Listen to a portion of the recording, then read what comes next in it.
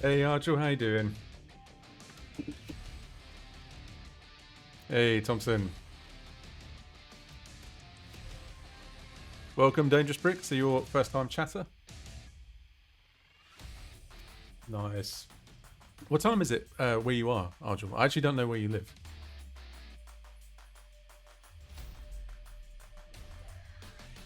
Mate, what is this generic trailer music? I mean, it's me, but why is it on? Let's do that. That's nicer.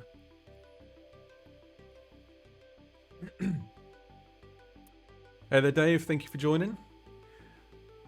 First time catching one of your streams. Yeah, so this is actually only the third one that I've done. I'm still kind of like figuring out how to put it all together. I tried to go out tonight and get a second monitor because I'm actually doing this all off one screen still, which I'm told is like kind of like doing it in hard mode. It is really unsettling. Like I still don't fully know what I look like and like what you guys are seeing. So if at any point something looks off or you can't see something or it's all messed up or whatever, just just tell me because I can't see it. But yeah, so far I think it's going pretty good. New computer is definitely working out really, really well. I was trying to stream on a Mac the first time that I went live, and it just completely shat the bed, for want of a better phrase.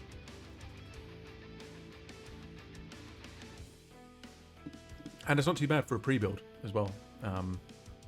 Not that I know the first thing about building, but but yeah, Arjun, whereabouts are you based at the minute?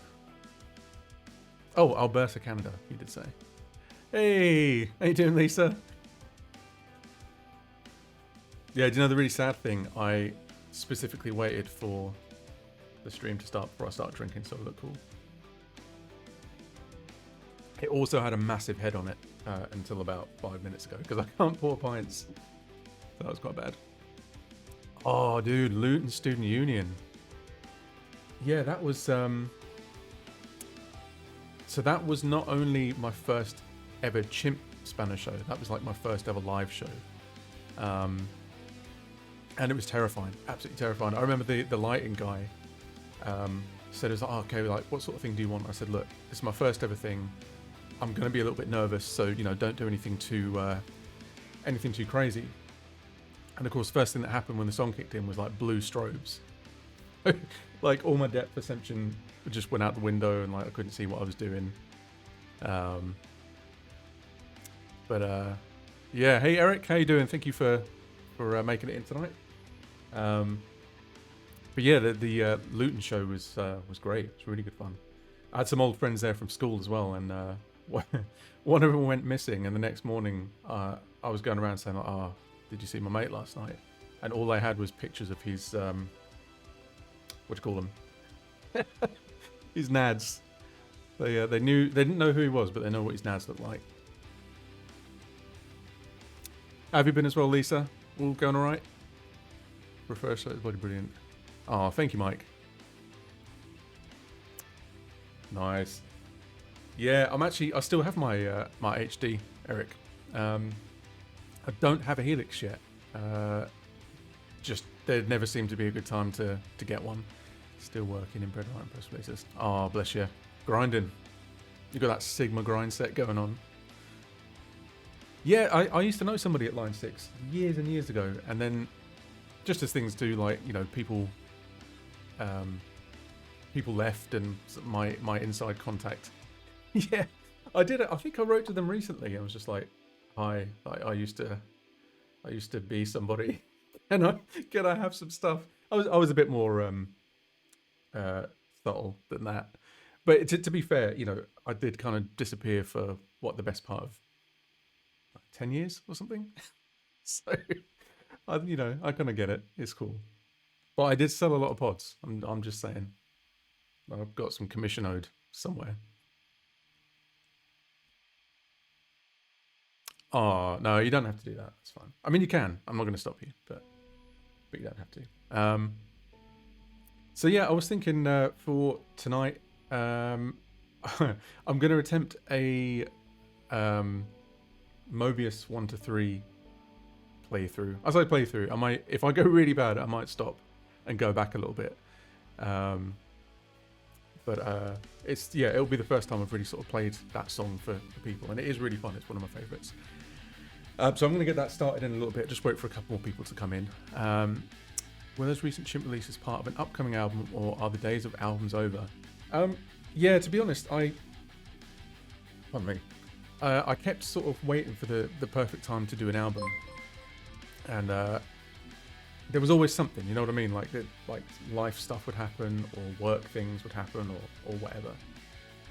And then it just started getting silly. It'd been like sort of 10 years, 10, 11 years. And it's like, well, if I keep waiting for the right time to put that bigger body of work together, it's probably never going to happen. So yeah, singles just kind of made more sense. I'm obviously, I'm not really like signed or anything like that, so I can be quite nimble and just put music out as and when, really. Yeah, it was great putting those songs out. I like that there was no sort of expectation. There's no big hype around it. It's just kind of just dropping music, Hey Dunk, how you doing, mate? How do you like the guitar? Yeah, it's really nice. I've had this now since it came out, pretty much. And the only thing is, really, it needs a really good setup now. Like, it's starting to get some really bad buzz, and I think one or two of the parts on the bridge are starting to corrode a bit because I'm a sweaty boy. So yeah, I need to find someone that can do guitars around where I am, because I'm not great with that stuff. But yeah, it's a fantastic guitar. Really, really good. It's really solid. It reminds me of my first ever 7-string was an Ibanez, like this kind of like super strat type thing. It was the 1527, and it's got that same sort of feel to it, same sort of vibe. It's very uncomplicated. Yeah, Twitch seems really cool. Like, I love the whole, I don't know, I want to say intimacy, but that sounds a bit dirty. Just kind of hanging out with people and getting to do cool stuff again. There's a lot of stuff to learn though, just like technical things, and I'm constantly on to like Dan and stuff, like, oh Dan, how'd you do this? My overlays aren't working. But me and him are actually going to do some joint stuff when he's back off tour. I was going through some of the Ruins 2? Dan Tompkins 2 stuff earlier, and it's honestly, it's sounding really, really good. And we're going to actually finish some of the songs off on stream together in this studio, do some sort of like scratch vocals and everything. And the plan is tonight, so after I've done Mobius, done a little bit of Runes practice, I might sort of start working on one of those tracks ahead of time. Again, just to sort of show you guys how I put stuff together. You can hear a little bit of what's going to be on that album. Yeah, sort of just go from there, really. So yeah, I think there's enough of you kicking about. I'm going to be brave and try and play this song all the way through. As I say, I cannot see what I'm doing because I'm a one-screen wonder at the moment. So anything goes wrong, if you can't hear anything, can't see anything, just spam the chat and I'll see it.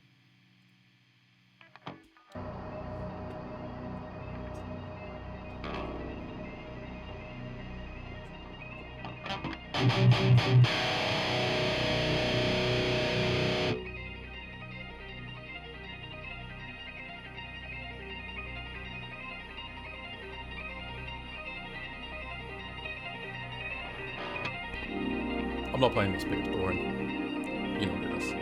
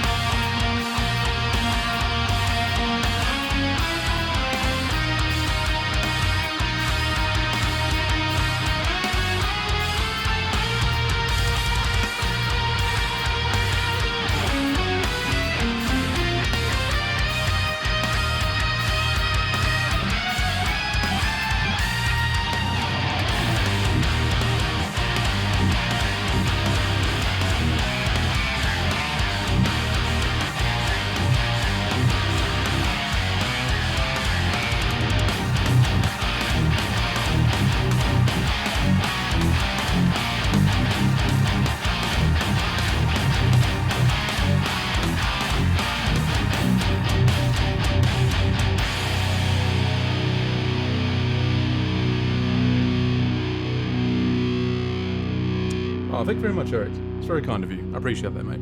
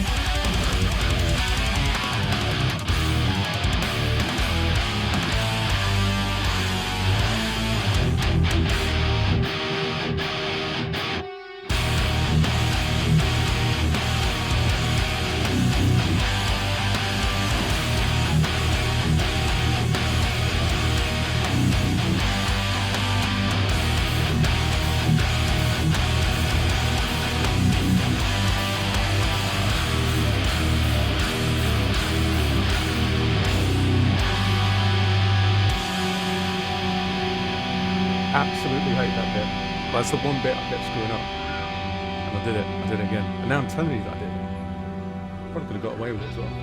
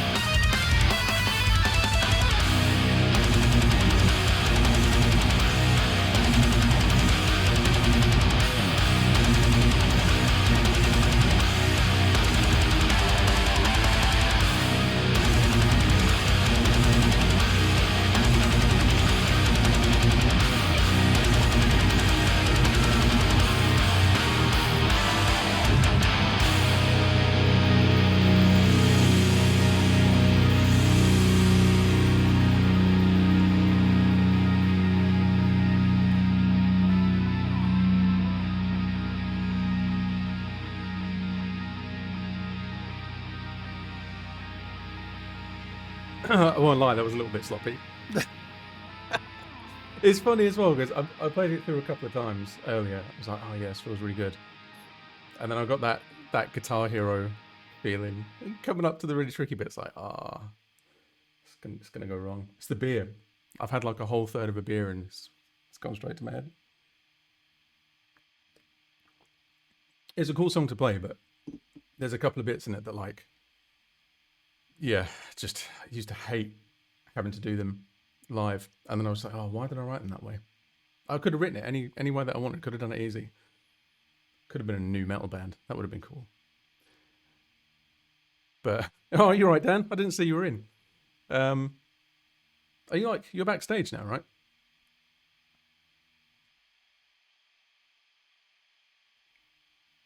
Do you tune the lowest string to F sharp? Do you have noise problems? So this is just tuned like standard 8-string. And I've got super minimal noise gating on at the moment, and there's actually not a lot of noise. If I move it close to my PC, that's pretty bad.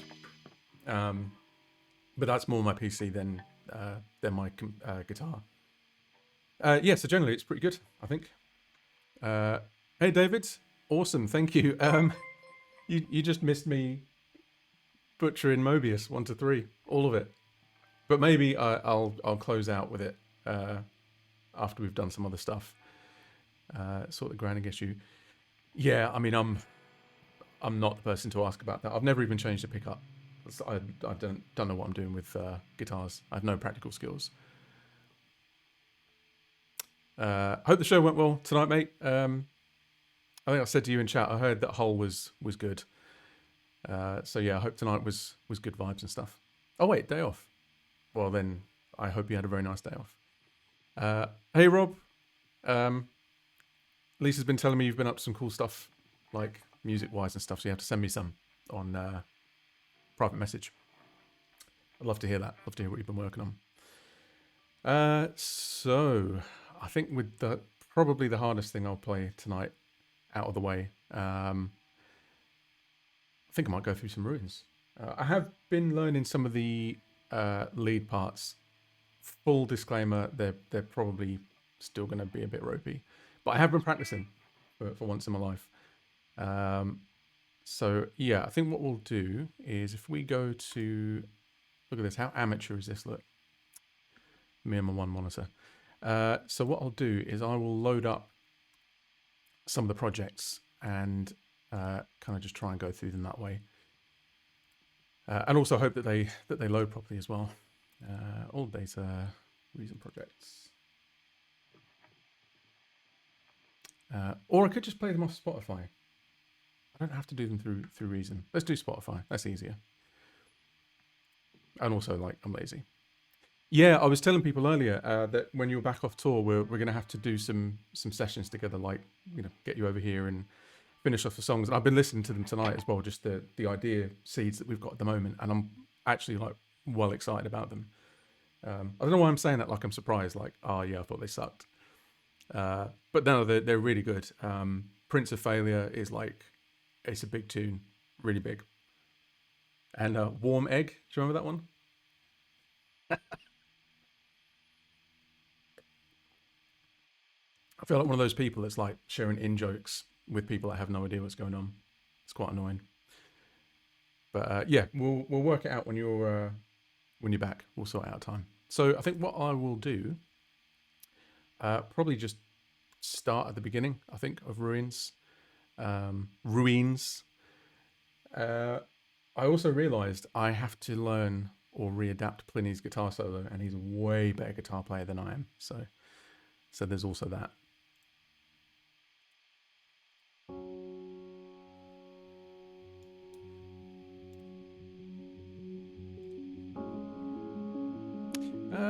Maybe I seem to remember this one doesn't do a lot, and it's got the Pliny solo, which I can't play, so we'll skip.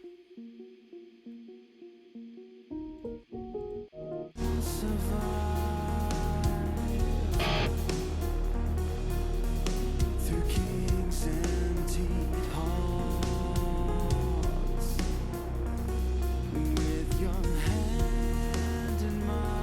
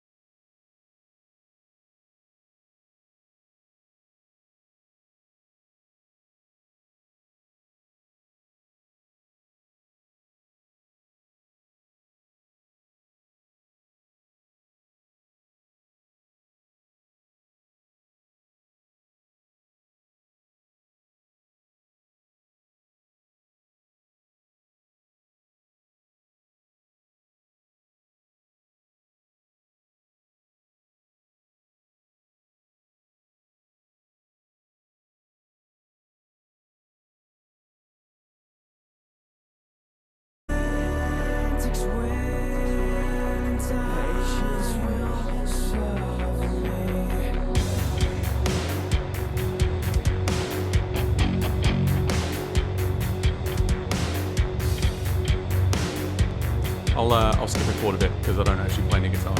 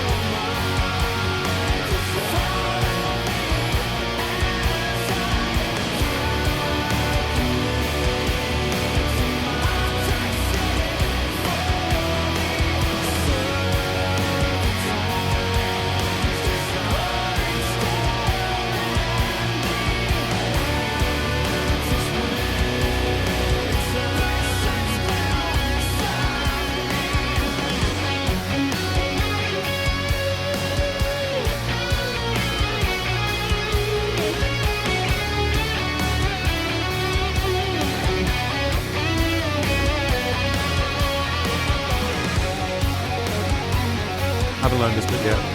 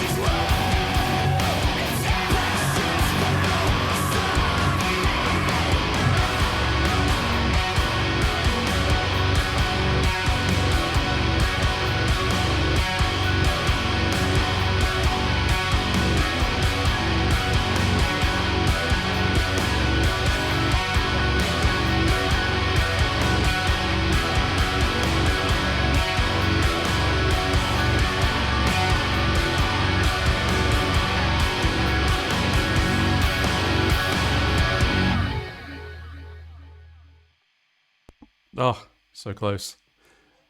It's the end bit. Oh, just having to keep count. I can't count. That's my main problem. Really bad with numbers. But yeah, I love the solo on that one. It's just, I think what it was is the tap-in pattern on it, like on the recording, was kind of improvised, I guess. Like I didn't really know what I was doing, so I might do something different there. Or it's going to be that, but not that. Like not exactly that. Hey, bad roll, Joe. Nice one. Thank you for dropping in, mate. If anyone that's just joined, it may just be you, but we are playing through Ruins at the moment, which is an album that I wrote with Dan Tompkins. I'm assuming everyone in here has checked it out already, but if you haven't, you should go on Spotify and listen to it because it's really good. Yeah, we're going to be playing it across the UK, short UK tour in January. So the streaming has kind of been an effort to kind of gear up for that and like actually get used to playing the songs in front of people. even if they're really far away and just in text. You also missed Mobius 1 to 3 earlier, and it was completely flawless, and I didn't make any mistakes. And you'll probably never see it again. Who am I kidding? This is all on VOD, so you can find me out. It's fine. If it's really bad, I might just delete it. I don't know. We'll see.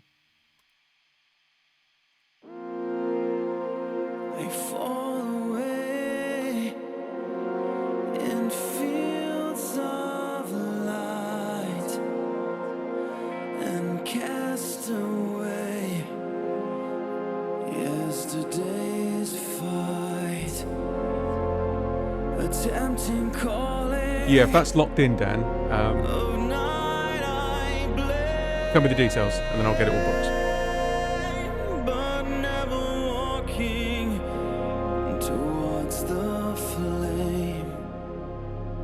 My fire still burns, but was it ever really gone? My fire still burns, but was it ever really gone? My fire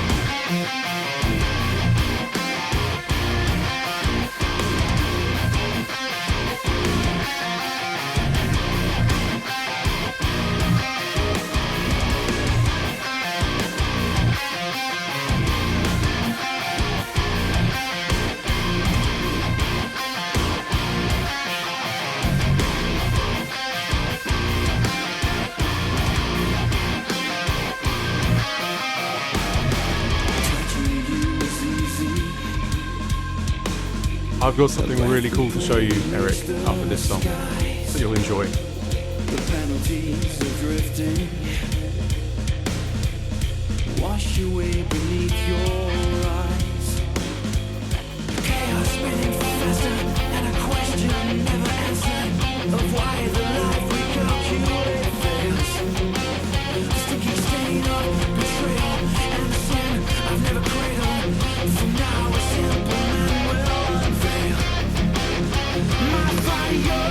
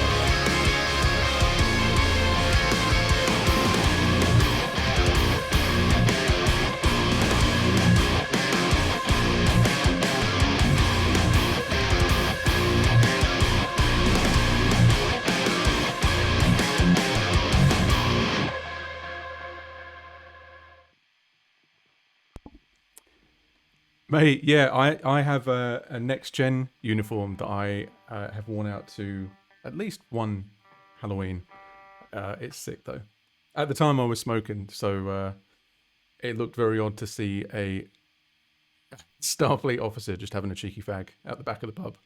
It's not very Starfleet. But yeah, before I do the next song, I will show you this because I think you'll appreciate this as a Trekkie.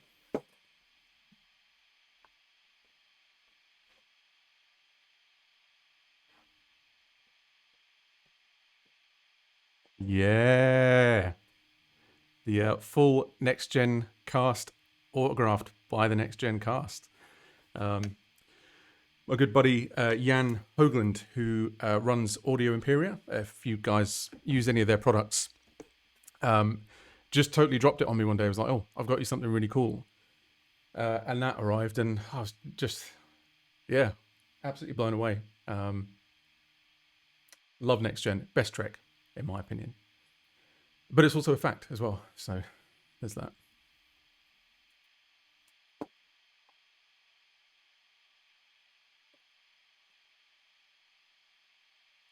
And also on like that theme, Lower Decks is the best Star Trek for the best new Star Trek for that reason, because they go back to that sort of next gen era, and it's got like all the ships and tech and stuff. Like, I love it, and it's really funny as well. Someone told me Prodigy is really good as well, or Prodigies. So I still need to check that out. Wasn't too keen on Discovery. Not even Picard, to be honest. Like, I don't know. I feel like they kind of missed the mark a bit. Like, they were trying to make everything really kind of like serious, and like everything had to have like weight and gravitas and stuff. And it's like the best part of Next Gen was that it was just like characters that you really liked just having conversations in like carpeted rooms. Like, everything was made of carpet. Everyone was nice. There was no like Hollywood trailer stuff. It was just like just good stories and stuff, you know. I don't know. Maybe that's just me being like nostalgic about it. But I am still looking forward to the next season. And also maybe they'll explain that giant like mecha tentacle monster thing, because like, what was that? Like, it was there, and then it went. So I don't know. Let's see what's up next. Oh yeah, fair warning. The solo on this is ropey still. It's probably gonna suck. After all the fighting ended, we never knew if this is all that ever was coming to. And tired, believing every lie. We stumbled through the days, but loving anyway. If we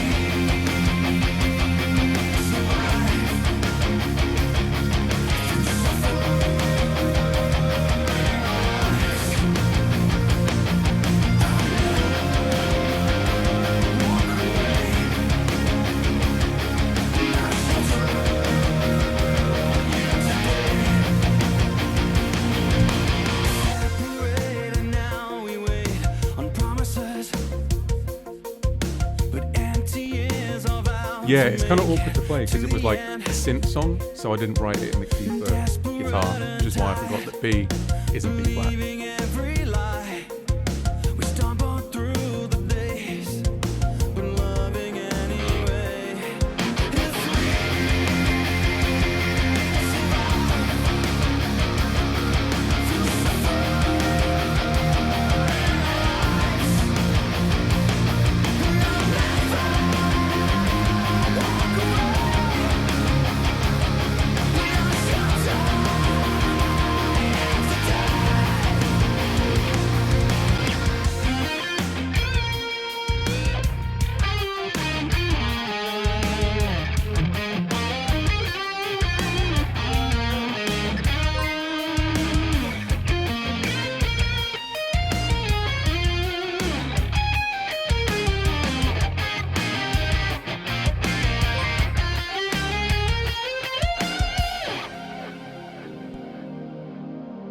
Out of 10.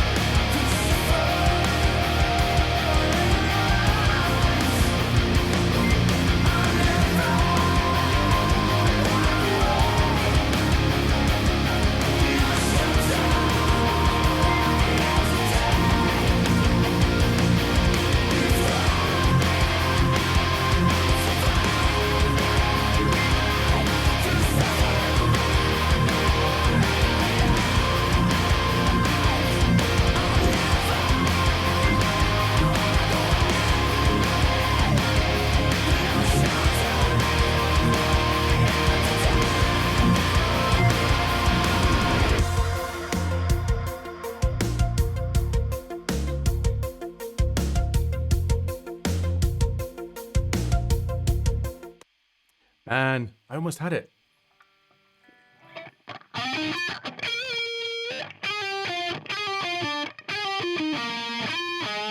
Ah, that's where I went wrong.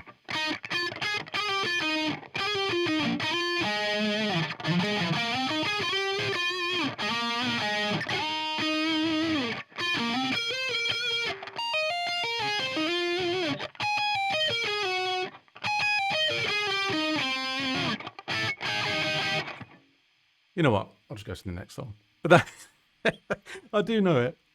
Honest, promise. Intoxicated by the silence Oh, mate, this is the tune. This is one of my favorites. of your cannon's fire. Understand your resignation and your contemptuous quiet. Separated by the silence, your stoic hands of fire. Endless gazing to discover. Cheers for the follow, Mr. Urinello. Urinello. Urinello. You said goodbye so long ago, but I can't remember why that feels so wrong. You said goodbye so long ago, but I wash the sins away if you just be strong.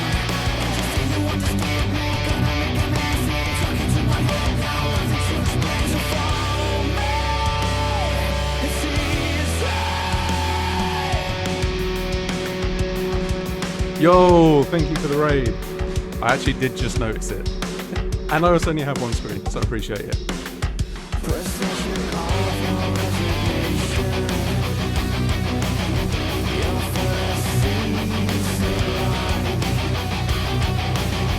My sweet time of resurrection. That's anger to mind. You said goodbye, I'm letting go,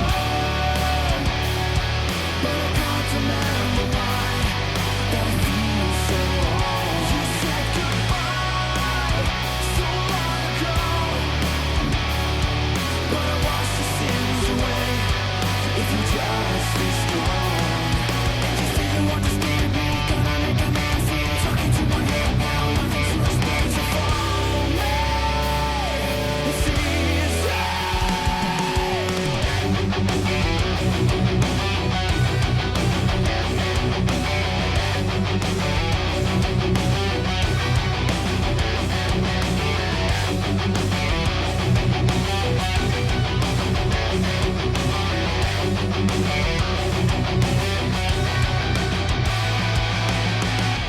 Lay down your blade.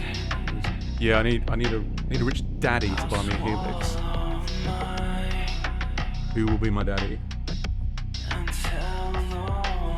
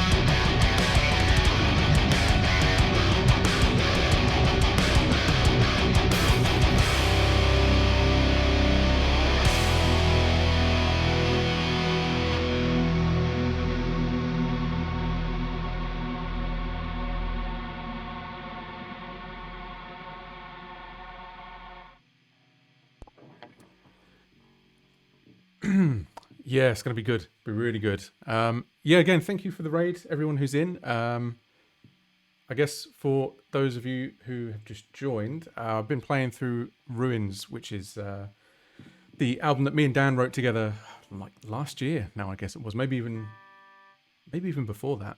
And yeah, we're going to be touring it in January, small tour across the UK. So it'll be really good to see some of you out for that. Mike is going to be on the drums, which will be great. Haven't played together for a very, very long time, so that'll be good. Bringing it back. And earlier I attempted a Mobius 1 to 3 playthrough. I don't know if people have an appetite to hear me try that again, but maybe for the benefit of those of you who have just joined, I could maybe do it again after Ruins. Depends if anybody wants to hear it. But yeah, I think it's definitely sounding better than. I mean, I don't know if you guys tuned into the stream that I was on with Dan. I think it was last week or the week before, but like I knew about half of it, so I think it's getting there. You know, if I keep doing this, a few times a week, I think by the time January comes around, we'll be pretty comfortable with it. What we still need to do is split it up between different guitars so everybody knows what they're playing, because we're actually going to have 3 guitarists. So I'm thinking we can sort of split things up with a lot of the layer guitars, clean guitars. Because usually what I have in my own stuff, and maybe I can sort of show you that either on this stream or another stream, but I almost always have like the 2 rhythm guitar layers, and then there'll be like what I'd call like a layer guitar. It's just doing like a a drone note, a high note or something. So we will actually have the capacity to do that live as well, rather than relying on backing. Got 2 tracks left. That's gone very quick.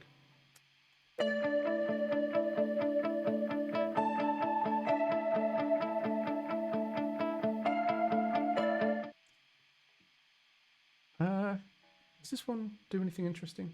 I don't know. I'll skip through it. We'll see.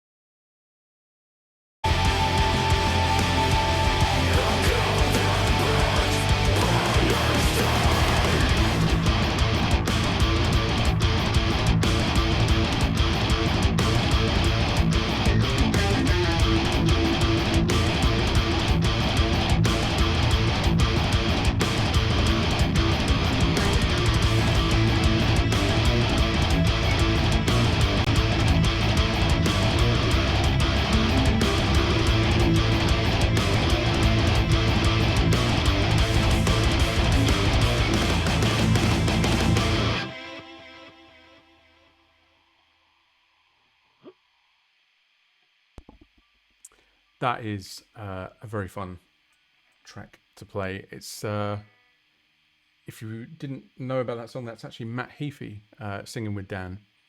No idea how that came about, but sounds awesome. Sounds really cool. Yeah, I mean, again, the only track that I didn't really go through much was A Dark Kind of Angel, purely because it doesn't really do a lot. So yeah, there's not really much point in doing that. Love that track, mate. Nice one, thank you. Yeah, and cheers for tuning in as well. Don't be shy. Chat, keep it busy. That's a drum and bass groover, though. Yeah, certainly is. Certainly is. Reeves asked, what rig are you using, Paul, for the stream? So I can actually show you. I'm currently using... so this is all inside of Reason, which if you guys haven't heard of it, it used to kind of just be like a sort of self-contained groove box thing with like just for synths. And then over the years, it kind of got audio tracks, VST plugins and all that stuff. But the really cool thing about it is it has its own proprietary format, which is called rack extensions. And the cool thing about them is that you can flip them and you can sort of route things how you want to do them. You can modulate things, like you see there's these audio connections, and then there's also these smaller ones that you can route things like LFOs and all sorts of stuff into. I think predominantly like it's electronic musicians that use Reason. And it is really cool for that stuff, because I mean you can generate music by just sending like little pulses to different parts of the rack and everything. But for conventional stuff as well, it's really cool. Like this is the Cream amp by Kuasa, which I believe is also available as VST, and it's really good. And I've also got let's see, what else do I have by them? I bought a lot of rack extensions, by the way. Well, I didn't have any money for a while. Yeah, so they do this kind of like Marshall type stuff. They do like an orange clone that's really good. And then some of this is also stuff that comes with the program as well. So I'm kind of using the Scream 4 as a kind of like tube screamer type thing, which is really, really cool. So that's what I'm using for the streams, just because it's what I know. I haven't seen Scream 4 in an age. Yeah, I mean it's one of the oldest devices in there, I think, and it's still really good. It sounds good and everything. Live, I still don't really know what we're going to use, to be honest. I mean, I've got an HD Pro X. It's a bit long in the tooth, but it'll probably work fine live. The only thing I'll have to get is either like a MIDI, FPV, but they're really expensive. They're like 200 quid or something. Or I could just MIDI it all if we're going to run a laptop.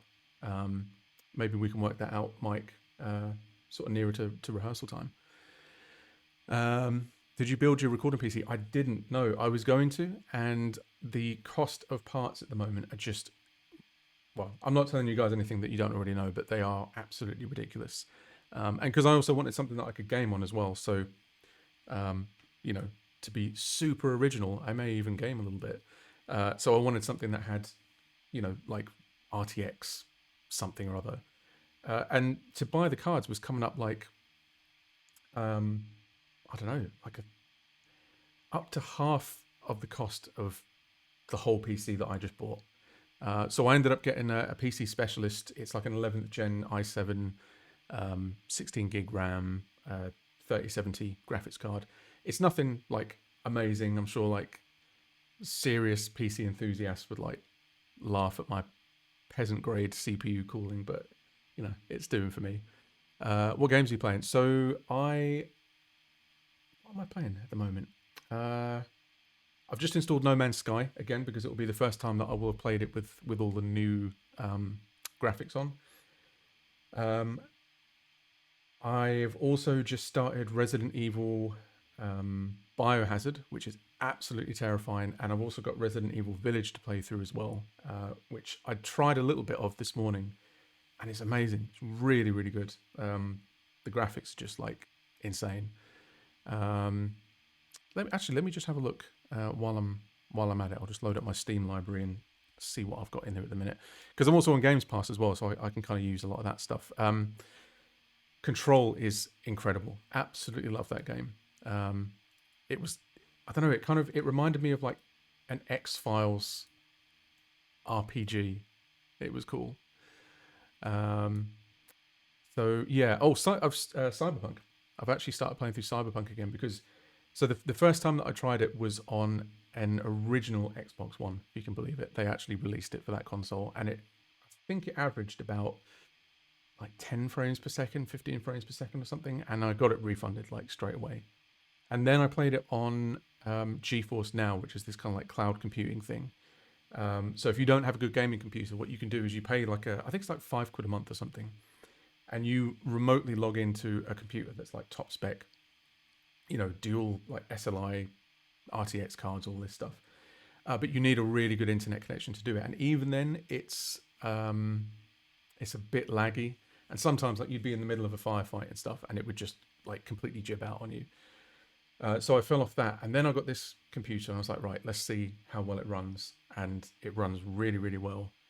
And I'm actually kind of starting to get into it a little bit now. Like, there's a lot that's wrong with it still. Just little things, like you'd be walking down the street and like civilians just despawn, or like 3 of the same NPC kind of walk past you, and it's just really small things like that. That's like, I understand they probably had time constraints and everything, but I would have looked at that as like a playtester and be like, yeah, that kind of rips me out of the immersion. Letting that cook a bit longer. Yeah, I mean, from what I hear, it's gonna be, I don't know, best part of like another year or something. Year without the voice break. So yeah, I don't know. We'll see where it goes. You should do songwriting, mixing, and guitar tutorials. Yeah, I mean, like on a technical level, I'm not very good at teaching people guitar, because if you've been paying attention while I'm playing, I still sometimes feel like I'm kind of just like winging it myself a little bit. But I would definitely like to do some songwriting stuff, and recording and everything. I mean, kind of just seeing where we're at with the stream at the moment. I had kind of planned to start doing a little bit of recording, like preliminary tracking for some new Dan Tompkins stuff. But I don't know. I mean, it depends if that's something that you guys would want to see. Maybe for the handful of people that are in here that weren't in here earlier, I quite like a chance to go through Mobius again, because that was not as good as it could have been. It might even be worse the second time around. You never know. But yeah, I think what I'll do is I'll give that another blast, keep my fingers warm, and then maybe use like the last sort of, I don't know, 30-40 minutes, make a start on some drum arrangement or something. I can show you guys a bit of like how I do drum tracking and all of that stuff. And then get a sort of head start on some of these tracks for the new album for when Dan comes around, which I'm really looking forward to. That'll be good. So I'm going to swap guitars again.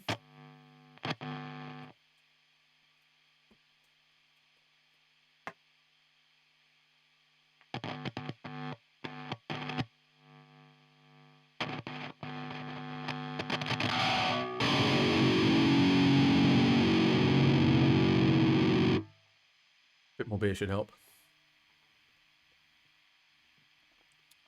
And yeah, thank you for everyone that's sort of just hanging out tonight. It's nice to kind of grow this a little bit at a time, and it's nowhere near as scary as I thought it was going to be. Just, sort of talking to myself in my room. I was saying to someone last week or the week before that like I used to do tutorial videos, and even when it's just like pre-scripted and there's no one else in the room, it was just horrible. Like I couldn't bring myself to just open my mouth and start making noise. And I was expecting it to be a little bit the same way with streaming, but for some reason it's different. So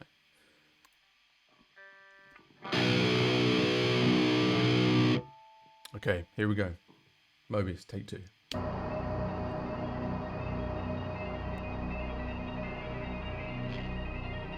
I think what I'll do for next time as well, because someone had asked for it last time, was Corruptor. In fact, I will just stop this a sec. I don't know if you guys are familiar with I'm going to butcher his name. Anthony Giacomo. I'm so sorry, Anthony. He wants to do a mix on Corruptor, and I love his mixing work. He's really good at what he does. And what we were actually thinking of doing is I would kind of retrack, because I did all the guitars on the pod, so he would have to work with the amp tone, which he can do. But we were saying it would be cooler if he could kind of just go completely from scratch with it. So I was thinking maybe what I could do is retrack the guitars on that with DIs. In the process, kind of show you how the song is put together. We can maybe sort of talk a bit about the riffs and, you know, why they're doing what they're doing. And then he can take all the stems from that. He's going to do a mix on it with like all the new GGD stuff, like the massive cabs thing. And then we can sort of make a bit of a thing of that. So yeah, I'll kind of get that underway. But right now it's Mobius again. That's all you're getting, because that's all I got.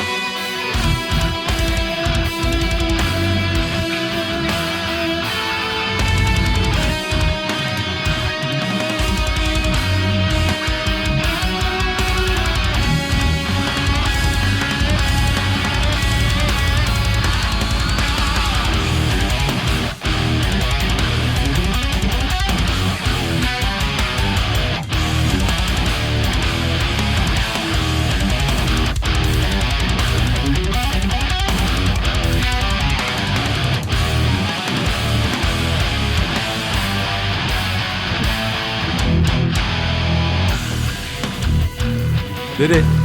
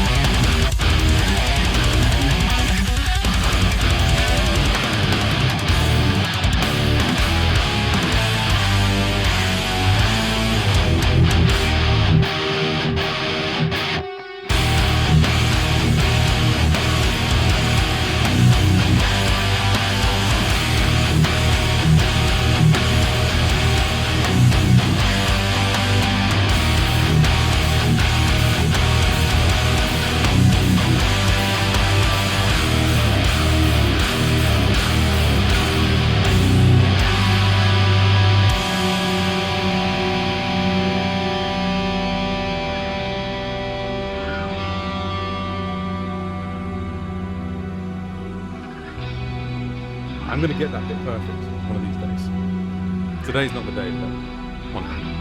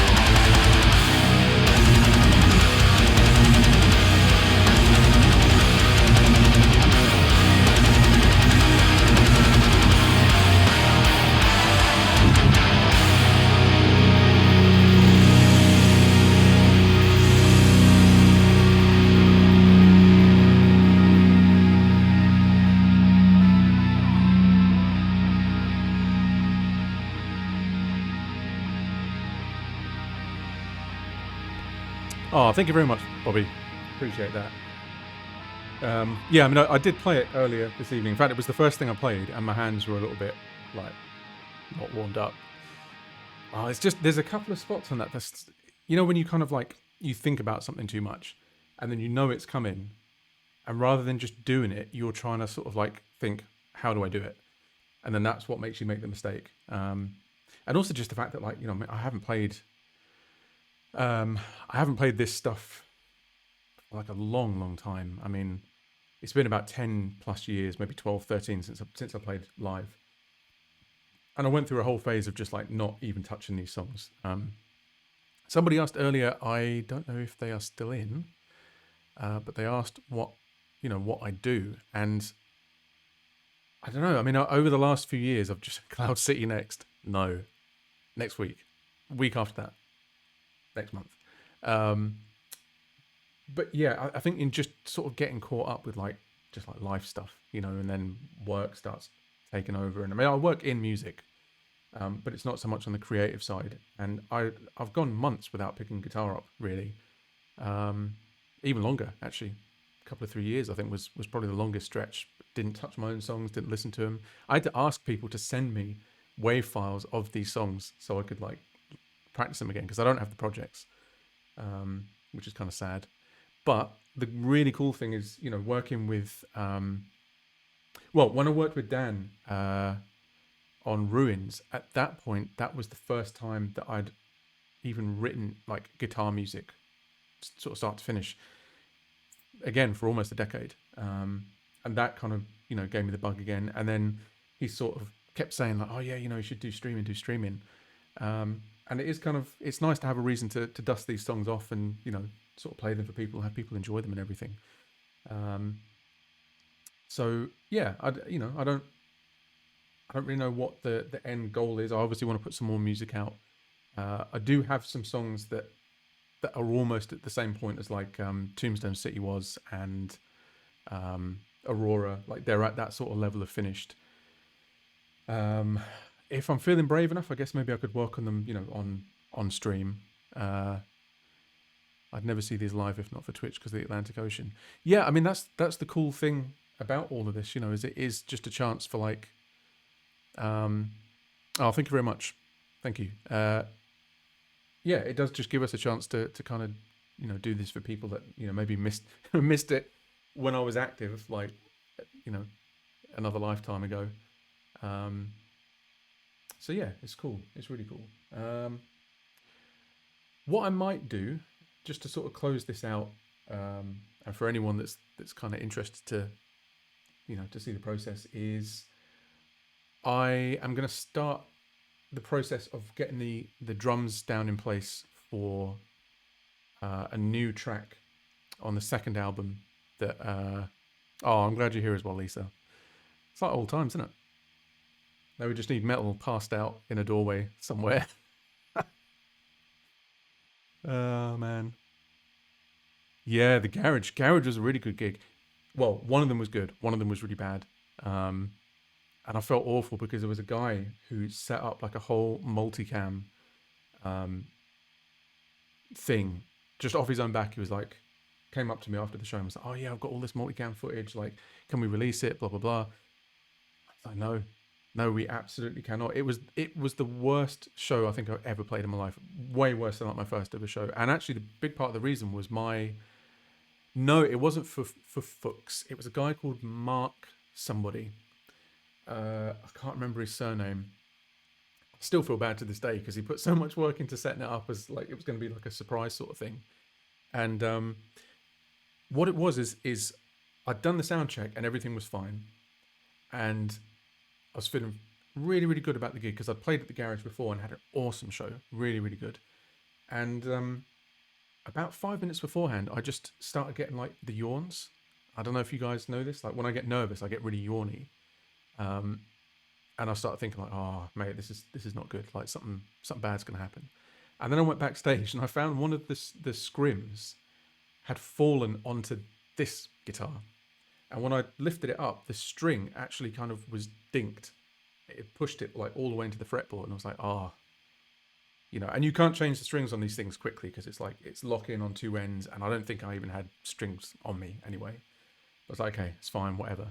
Got on stage, picked up the 7 string that had been sitting under the stage lights for like 20 minutes. Got to the first solo, and like the G string was like a C.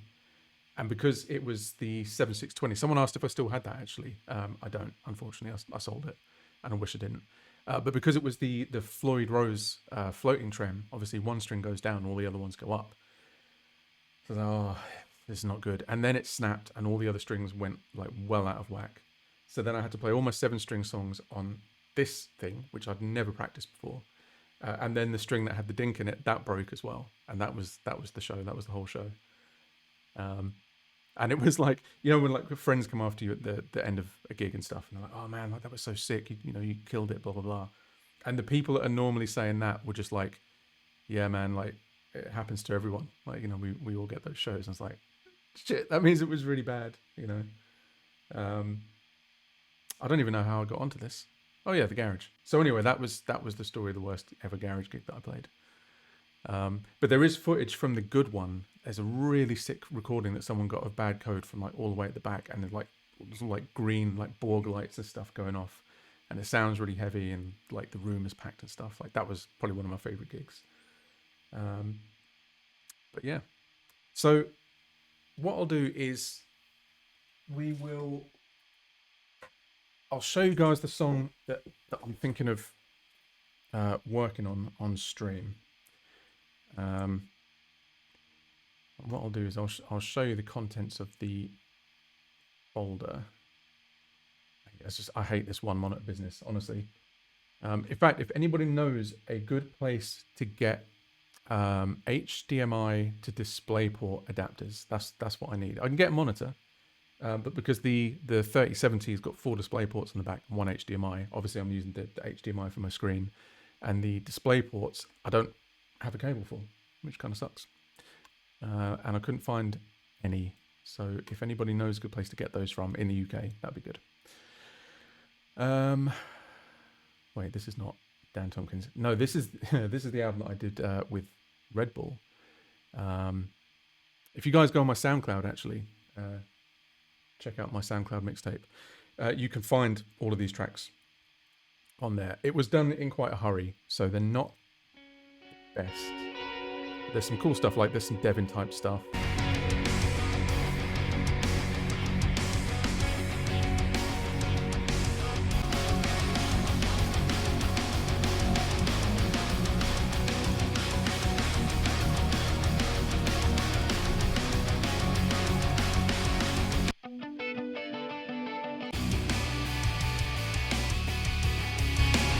I was in my Deftones phase, you know?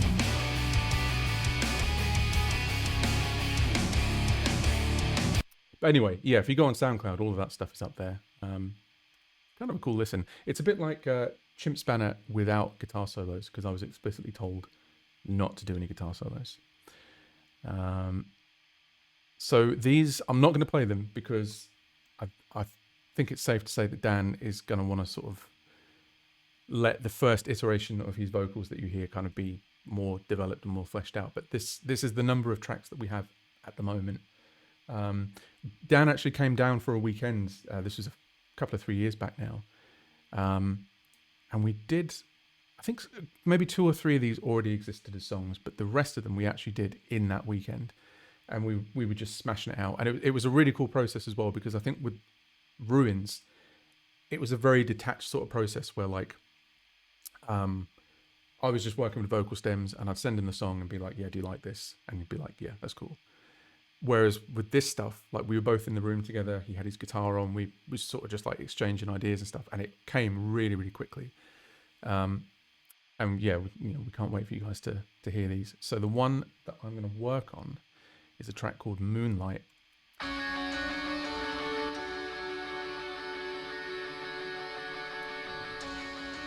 So it's got a bit of that, like, you know, Mirror's Edge type spacey piano stuff going on.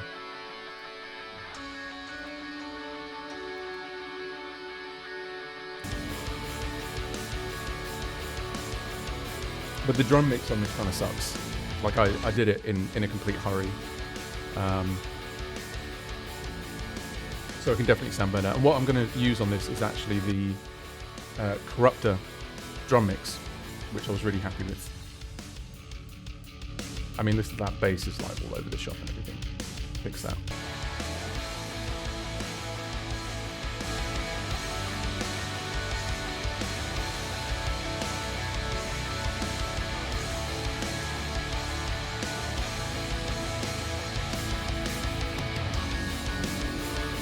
So that's the track that I'm going to start. And so what we'll do is I actually have a template saved somewhere. You have to bear with me because this is kind of like, this is obviously on my new machine. So just getting used to where everything is. And yeah, I saved the MIDI bass and drums from Corruptor so I can use those straight away as a template.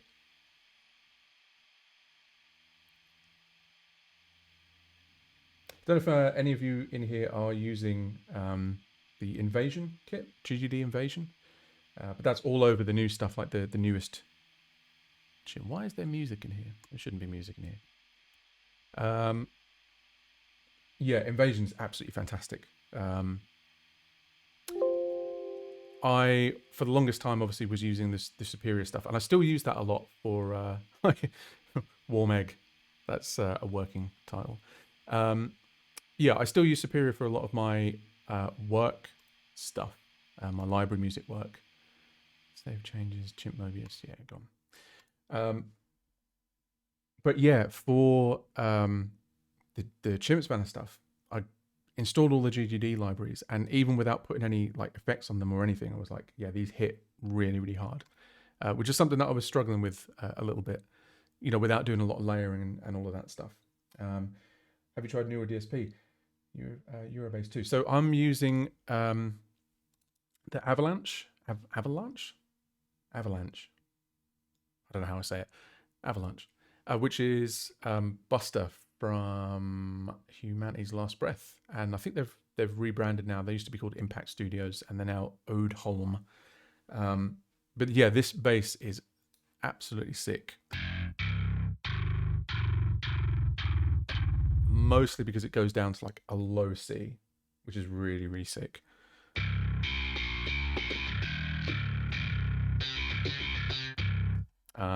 And for the tone on that, again, just using some Reason stuff. This is another Quasar amp called Cerberus, which you can, again, I think you can get this as a VST. Some kind of overdrive pedal at the start, and then this crazy EQ cut. But the drum sound that I have on here, and if I switch for a second, I don't know why I'm doing this with my, I actually have a shortcut set up for all of this. I should be, yeah, see, I can do it without using my hands. Isn't that cool?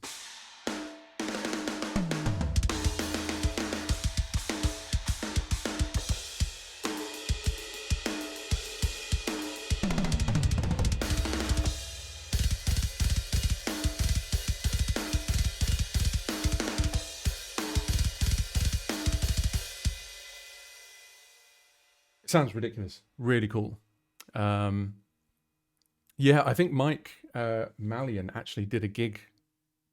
I don't know if he's still in, and he might be able to correct me on this, but I'm pretty sure when he was having problems like with the hip stuff, that he just did it on a keyboard, which is kind of cool. But yeah, so the setup for that, if I go, let's say, DAW inside.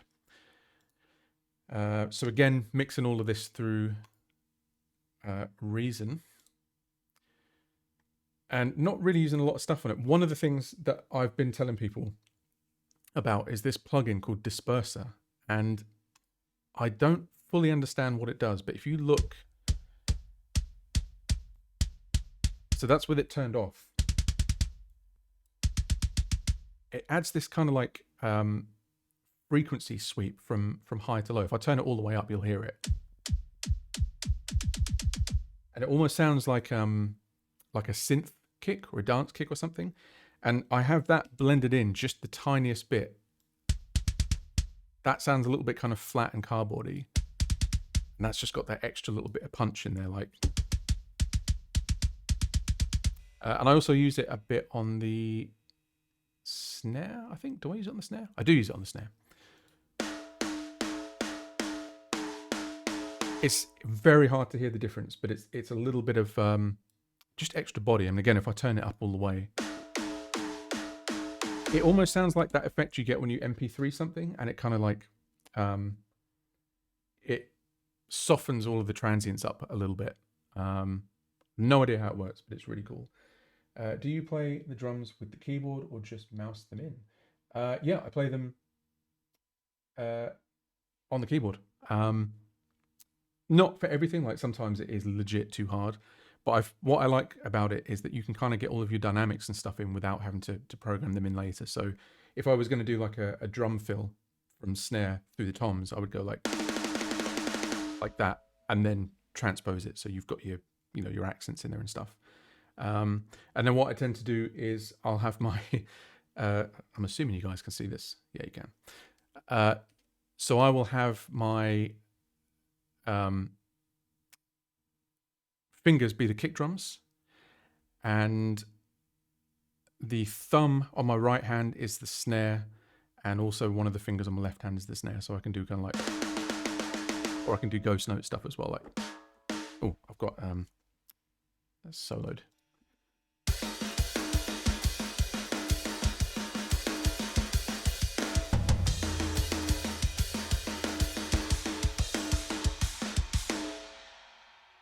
And yeah, that's how I've been doing it for years, pretty much. I've tried grids, like, this keyboard, the MPK 249, has drum grids, and you might be able to see off the side here that I've also got the Native Instruments Machine Mark III. I have a Push 2 as well. Don't get on with them. It's probably just because I've been doing it as long as I have on the keyboard, but I'm just too used to it to change to grids. What hardware synth do you recommend someone start with? That's a really good question. And if you take a look kind of over that direction, you'll see that I have a little flourishing synth collection. And I recently, I'll show it to you. Recently got this little guy, which is the Arturia Microfreak. Sarah Longfield has done some really good demonstrations, songwriting with this, patch design and everything, but you can find lots of videos on it. And what it is it's a digital oscillator modeled off, I think, Mutable Instruments, something or other. But the cool thing about it is it has like, I think 16 or 17 oscillator types, 4 voices, analog filter. And as a starting point, it teaches you a lot about, how to use envelopes. I don't know if you can sort of see it too well, but it has this mod matrix here where you can sort of assign things like MIDI note pitch to a parameter or an LFO or an envelope or something like that. So, and this is 230 something, I think. And when you consider what some hardware synths can go up to, into the thousands potentially, then I think that's a pretty good entry point for synthesis. If you want to get started on that. And a lot of people would sort of say like, what's the difference between using that and a plugin? But what I do tend to find is like, yeah, the keys are super weird. I should mention that actually. They are not mechanical, they're capacitive. So literally like the instant you touch them, they're on. But the cool thing about that is that you can put more or less of your finger onto the key, and then you can map that as like a sort of pressure control to other things. And it also works like an MPE controller if you want to send polyphonic stuff into a software synth, especially as Rolly now. I don't think you can buy those anymore, like the Rolly C boards. So yeah, awesome synth. If you can try one out before you buy it, obviously I would always recommend that. But the workflow that you get from having something that you just sample it and you commit to the tone and everything, it is completely different, and it's really inspiring as well. I mean, I'll actually show you just before we start. But this was something that I did with just the Microfreak, and I was kind of just like, I'd play something and be like, yep, that sounds good. Record another track in, different patch, and it sounds incredible. Like,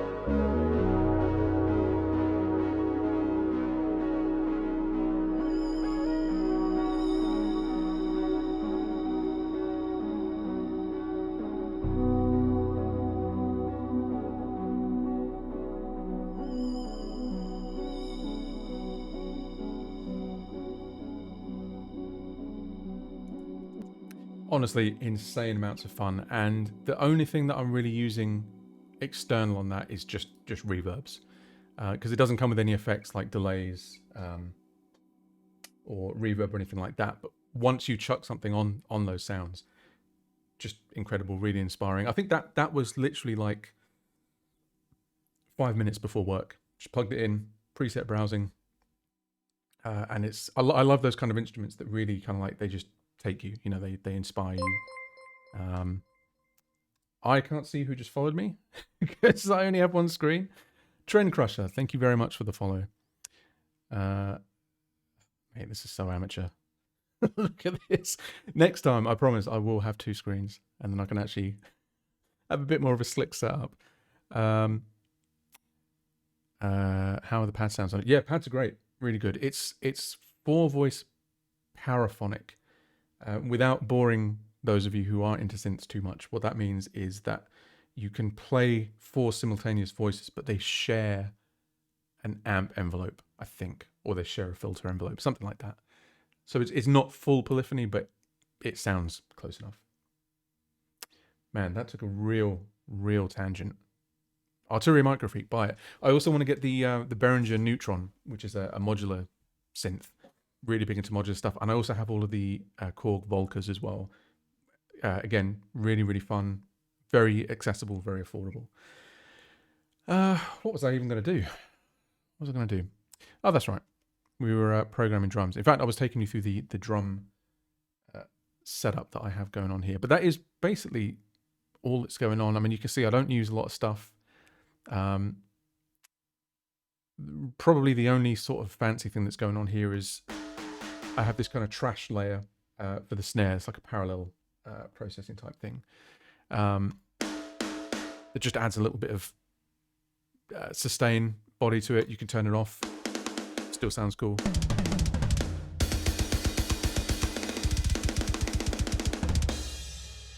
But I like it with the distortion on.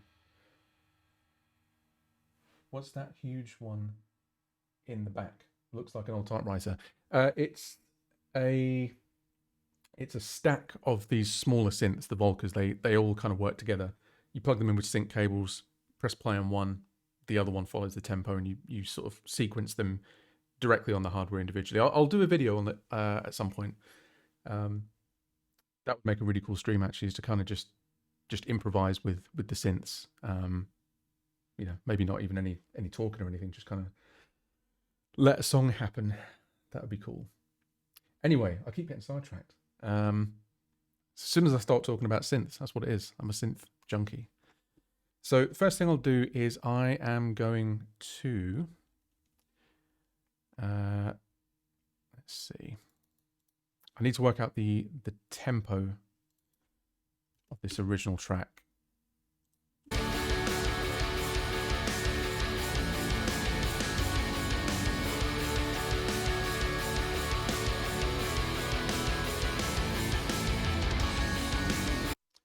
So it's about 172. I think I remember at the time thinking it needed to be a bit quicker.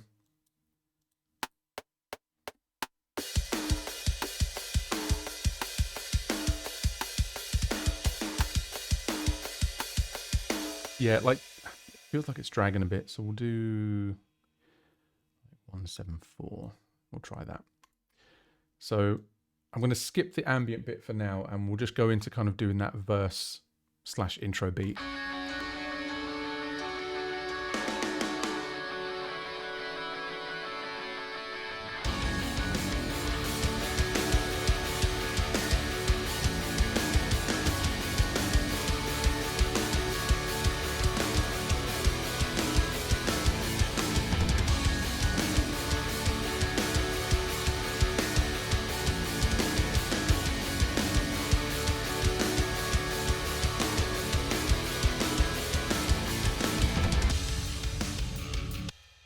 Okay, so I'll get rid of these as well. Reason workflow is so different from Cubase. Yeah, it is. I'm pretty sure I mentioned this almost every stream, but Katie, my partner, works in Reason as well. She came from Cubase. She used to work in Cubase. That's what she wrote all of the Zeta stuff in. And then I think I was showing it to her while we were mixing and producing it. She was like, why does that sound so much like cooler than Cubase? It looks cooler than Cubase. And she's been a bit of a convert ever since, really. If you haven't heard of her stuff before, you should definitely check it out. It's on everything, Spotify, but also SoundCloud and everything, called Static Angel. Really, really cool stuff. So we'll just go straight in. Why are these pre-named? That is very strange. Spoozy riff. Mate, we'll just get rid of that. That's fine.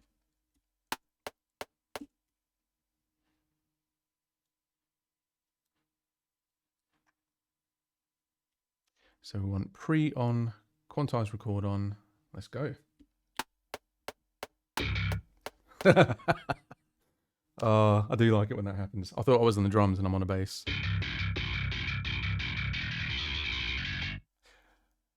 Amazing.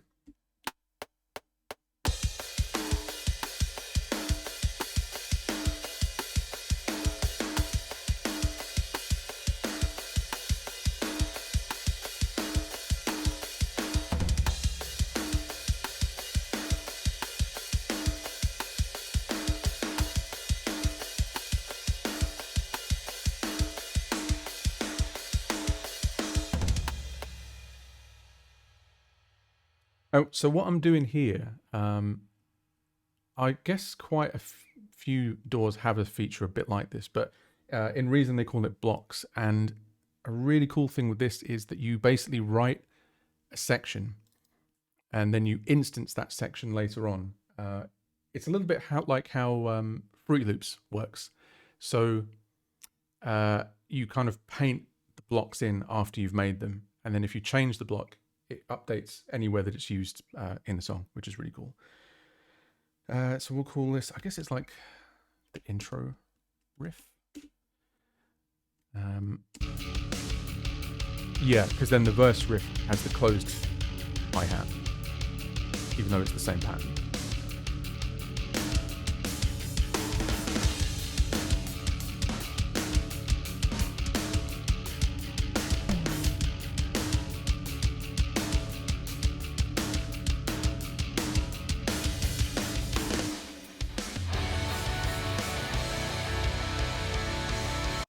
Come back to that bit. So I can probably go ahead and do the bass as well. So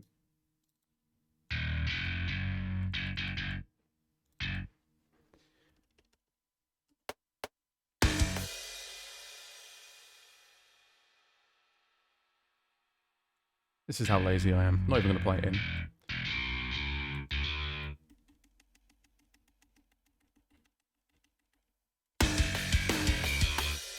There's a snare at the start there. How did that get there? Let's see. Oh, it may have been because I recorded it with Cycle on. Yeah, the bass, it can sound a little bit goofy on its own, especially when you play it up higher. But in a mix, I think it sounds cool. Okay, that needs to be an octave down.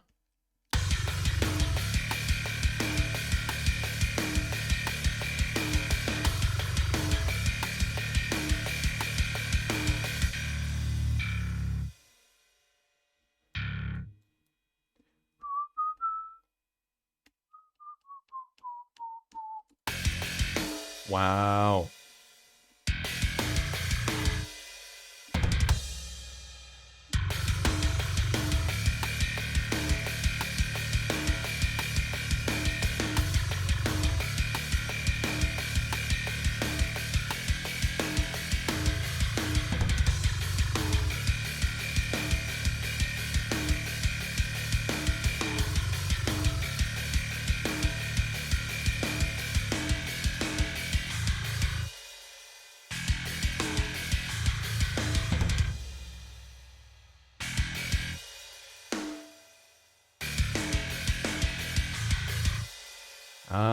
Somehow that snare ended up at the beginning of the song. That's strange.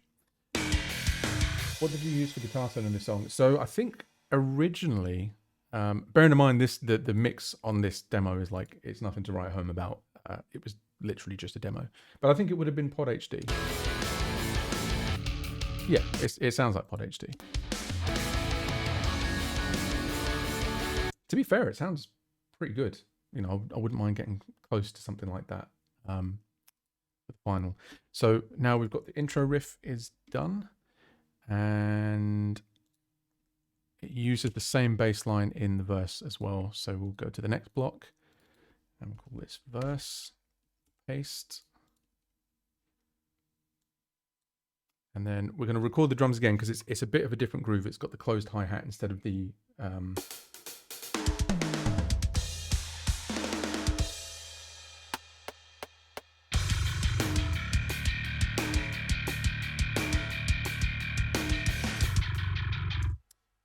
I need the click on.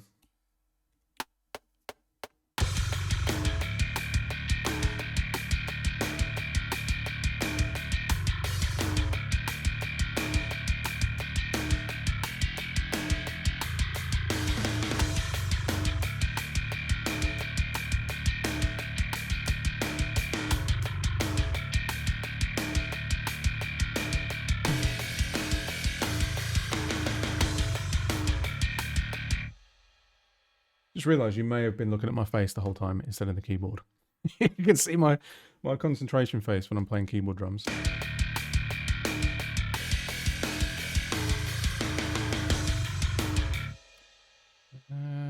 Again, it's put that snare at the start. Don't know why it does that.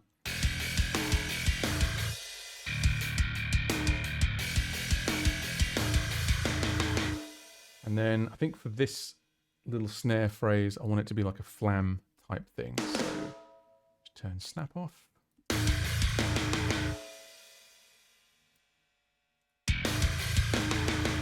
And then what I'm also going to do is, well, I don't want to get too bogged down into the production stuff like this early on, but I will, let's see.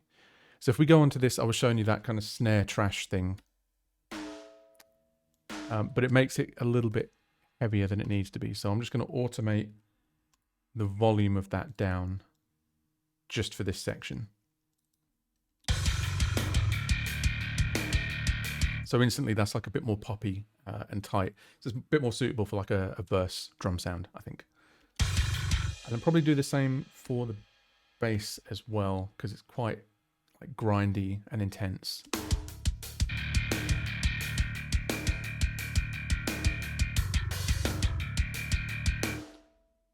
So again, just automate that control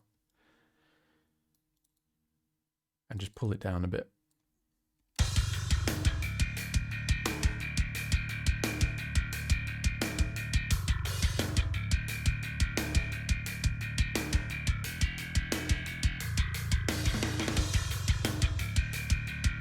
We're getting them Deftones snare fills in.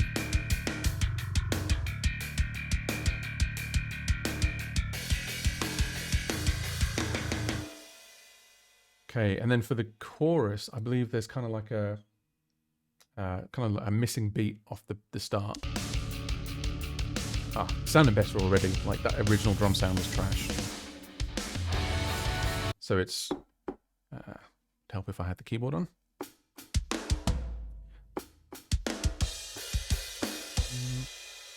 We'll try playing along with it.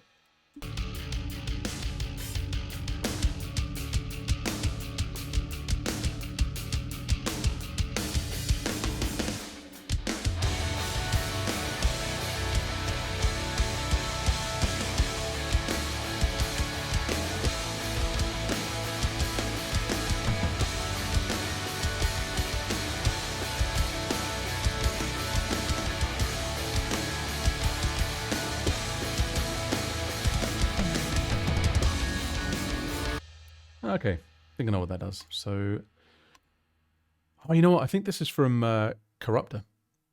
Yeah, these were the original section names for Corruptor. So Spoozy, I think, is where it has that weird like chorusy guitar lead part. And obviously, I thought it sounded spoozy, so that was kind of weird.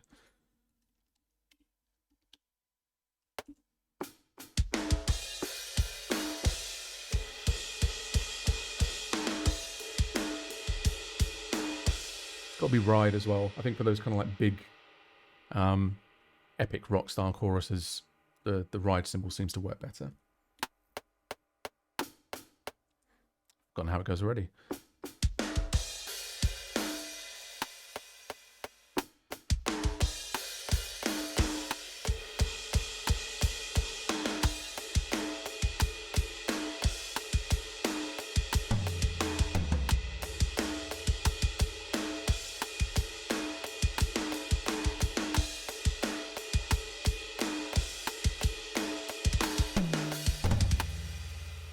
A little bit sloppy, but we can fix that.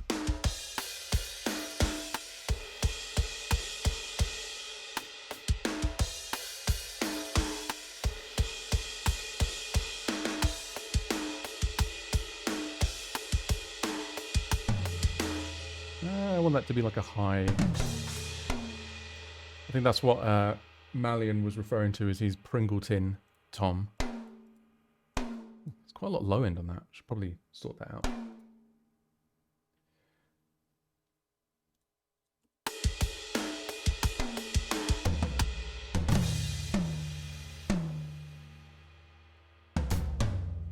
Oh wow! Thank you for the heads up, Dunk. I'll keep my eyes peeled. I didn't know you were still in here. Actually, you've been very quiet. Keep me company, man. Wow! Thank you very much for the raid, guys. This is unexpected. I'm assuming most of you guys know me and what I do. Tonight we've been going through Ruins. We did a playthrough of Ruins. I played a little bit of old Chimp Spanner stuff. And you've just caught me at the kind of tail end of the stream. What we're actually doing is working on the drum layout for a new track on the second Dan Tompkins album, which we're really excited about. As I was saying to everyone earlier, we're going to be doing some joint writing sessions. There you go, so you can see my face. Yeah, we'll be doing some joint writing sessions where he's going to come over here into the studio. And we're going to sort of work out lyrics and structure and all of that cool stuff. And yeah, I mean, we're really excited for you guys to hear how that's sounding. Like, I mean, we've got 11 tracks already, and I think they're mostly done as well. Thank you very much for all the follows as well. Really appreciate it, guys. So I'll not blab too much because I've been blabbing a lot tonight. Every time I talk, the viewer count goes down. Is it my voice? Don't know what it is. So yeah, as I say, you've just caught us doing the drum layout for this track. I'll play you a little bit of it. I'm not showing the vocal versions because I know Dan is going to want to save that for our joint stream together, and he's going to want it to be a bit more finalized.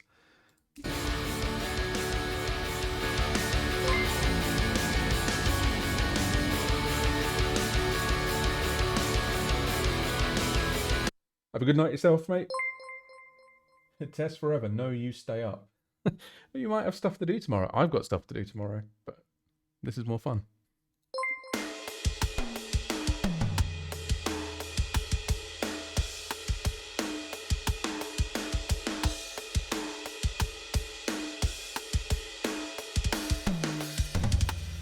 I'm going to go back in and just redo that last drum fill because it's a bit weak.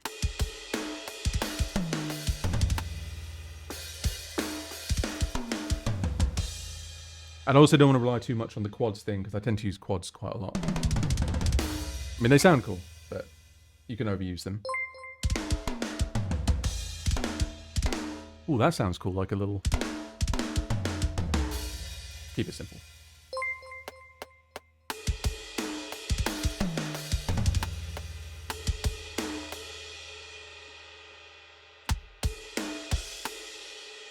And I'm going to do that on open hats as well.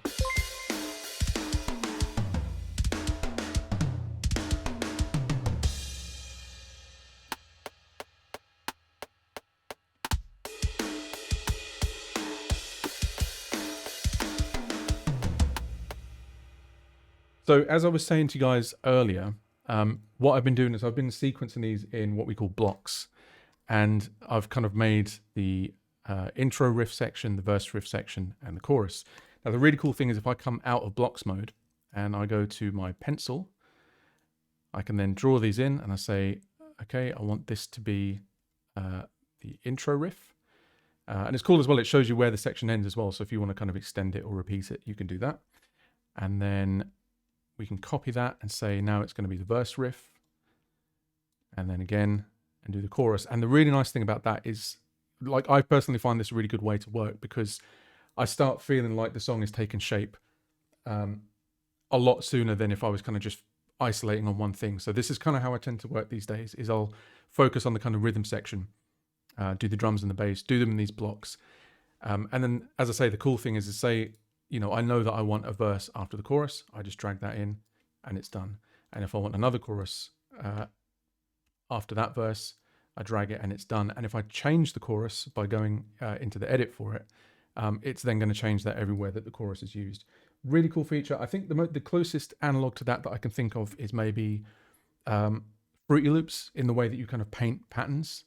It's probably the only thing I do like about Fruity Loops, to be honest. Sorry to be a hater. I have tried it. I just do not get on with it. I guess Ableton Live, you've got the kind of scenes and clips thing, but I personally think this is the best kind of implementation of it that I've used.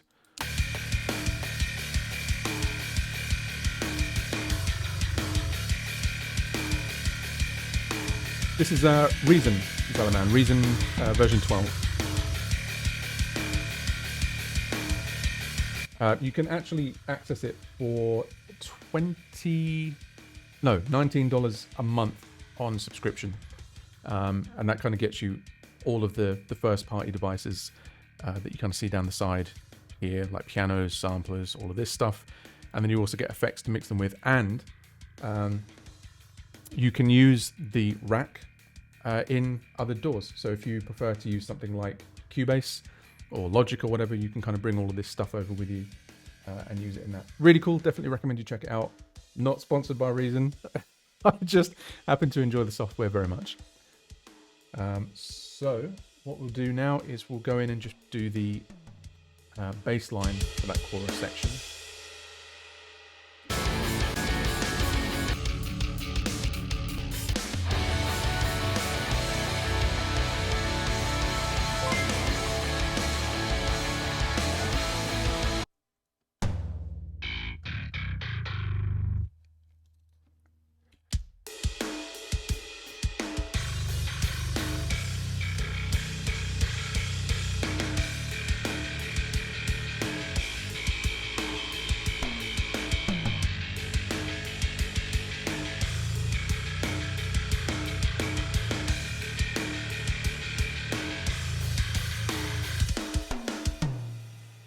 Well, I have done some work with Reason in the past,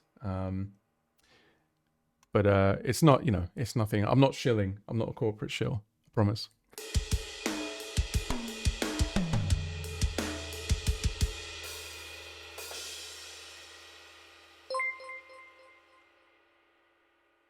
Nice one. Thank you for the follow, Drigalaccio. I'm just butchering all the names tonight. Really bad. As I've mentioned many times throughout the stream, I will be getting a second monitor. Apparently there's a shortage of like cables or something at the moment. I don't know. But yeah, I hope to get that sorted out in time for next time. Do you quantize after playing in real time? Yes, I do. Sometimes I will leave quantization off if I want it to sound a bit more human. What I'm actually doing, and this is a little bit of a hack, again, you can do this in other DAWs. I think Live has a similar thing. Cubase definitely allows you to do it. Is I've assigned a groove. Pardon me, beer's a bit gassy. I've assigned a groove to this, and the groove is basically applying some randomization by about 6 ticks. So if I crank this all the way up, it's going to sound like the drummer's drunk.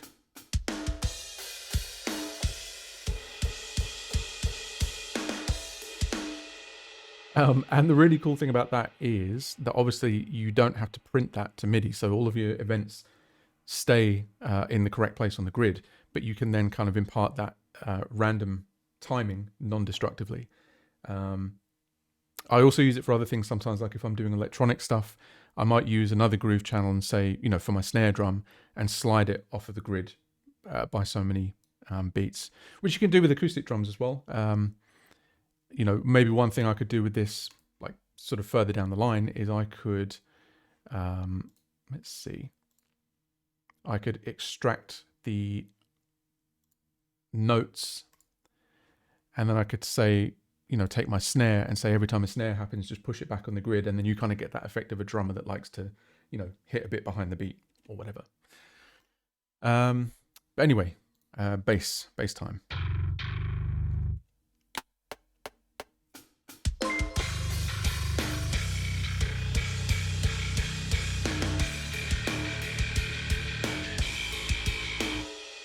Ooh, it's been a long night. Can you tell? Oh, mate, losing it. That was even worse.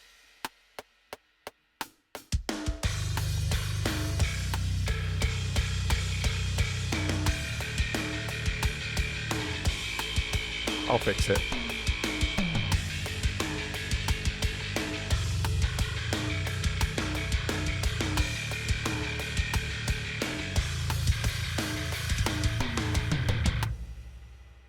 Ooh, that was quite bad. But it's fine. We'll go in and fix it. So the first thing I'm going to do to that is legato it, so it's all joined up. And then let's go in and assess the damage. It's pretty bad.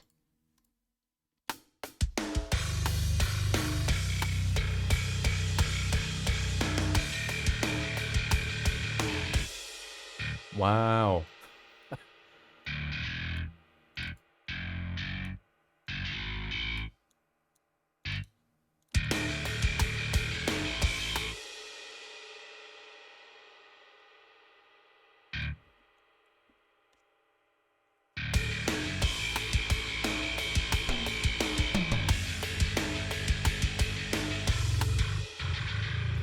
You can see how many goes I had at getting the right note. That's shocking.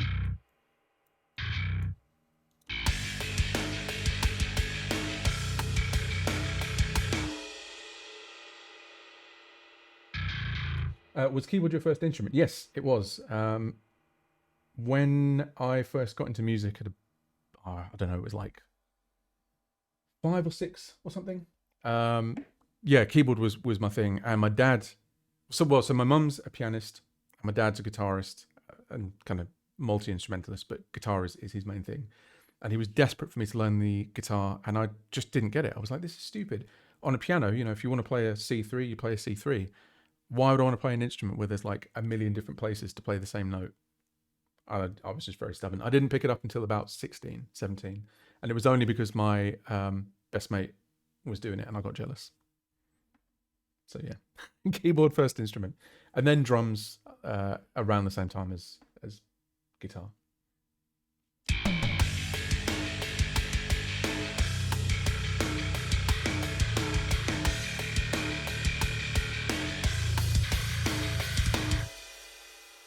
Bit sketchy timing.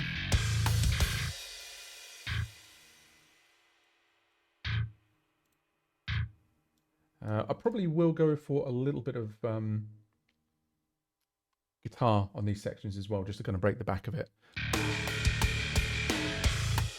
I think in the original...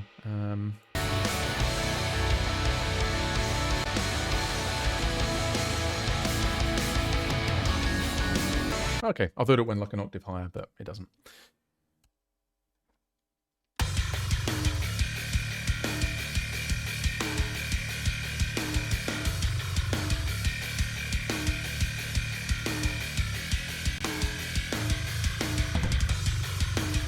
Night, Drugalacho. Thank you very much for stopping by, and hope to see you next time.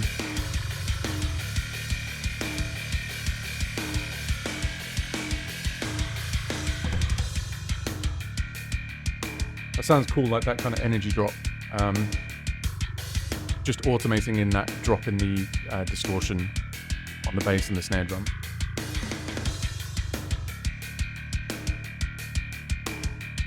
Maybe kind of bring that, bring it up towards the end as well. That would sound cool. the drums kind of gradually get heavier.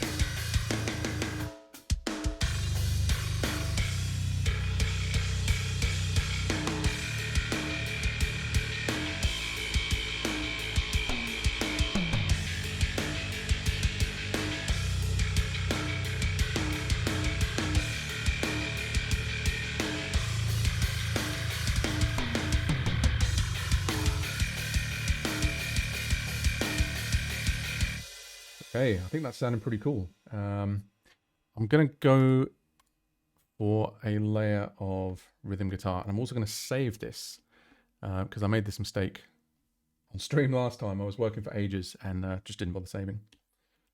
Oh, it's good to see you still in here, Nero. Thank you. So we'll prefix this with Dan T, and this is called Moonlight. I really wish I could show you guys the version that I have with vocals on it, because the chorus is good. It's really good. I don't suppose Dan's still in here, is he? I could ask him. I could ask him for permission. But no, we'll save it for when he's here. I can tell you we were listening to like a lot of 30 Seconds to Mars, Seven Dust, Filter, like all of that stuff.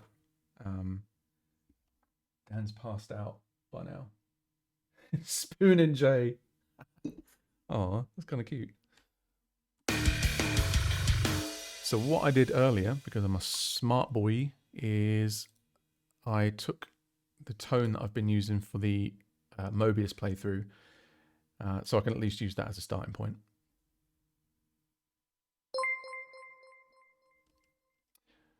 Oh, thank you for the follow, Mega Mike. Appreciate it, man. Let's just see. I've been missing some of the chat here. If I suck at keyboard but I'm good at guitar, would you recommend trying to learn keyboard from scratch or recording with guitar and converting to MIDI? I haven't had much success converting to MIDI from audio. I don't know if it's any different now. Like maybe it's a little bit better. But generally it tends to be a little bit jibby. I would recommend just sequence it in if you really have to. You know, I mean, even when it comes to the drum stuff, you know, I was kind of showing you guys earlier that, yeah, I do play most of it in, you know, where I can. But I still do a lot of step programming and mouse programming for the really fast stuff. You know, you don't have to be like prodigious at it, just passable. I would still recommend, you know, maybe to sort of build up your rhythm and sense of rhythm and timing and everything on keyboard. There's loads of exercises online for that.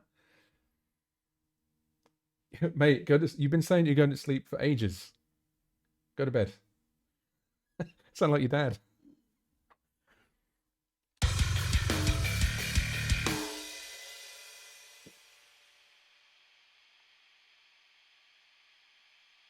Now, I also think on this particular track, it's I think it's drop E.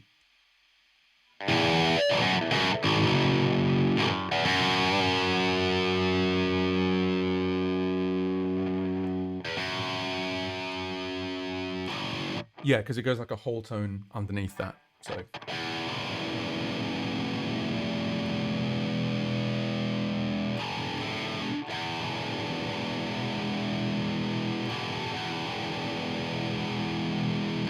yeah, that's kind of an interesting thing, Nicole, because I actually find it difficult sometimes to break away from having everything do everything at the same time. And it is really tempting sometimes to do that, where, you know, your mutes are locked in with your kicks, high note in the guitar in with the snare and all that stuff, and then the bass kind of just does what the guitar does. But I am trying to experiment a little bit more these days with having things do their own thing, kind of like arrange it a bit more, so that when you do lock all the instruments in together, it has a bit more impact. I think if it's doing it all the time, then it gets a little bit samey. Yeah, I'll try and find some examples actually of that maybe next time. But so yeah, I think it's.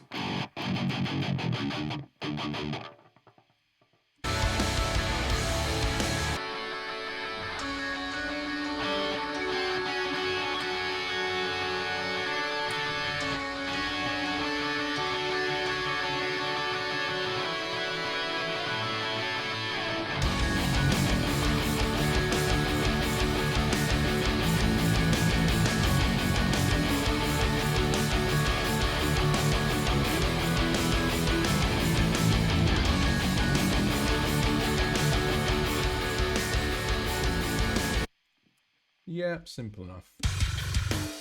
So again, we're going to do it the same way. We'll work in the blocks, and then you'll see that when I come out of this, the guitar will already be where I need it for the next section. That is juicy. I love it. Yo, what's up, dude? What's up, Joe? Thank you for stopping in. Not much. You've just caught me at the tail end of 2.5, 3-ish hour stream. Just working on some new material for the second album between me and Dan Tompkins, which is really cool stuff. I'm very excited to share it with you guys.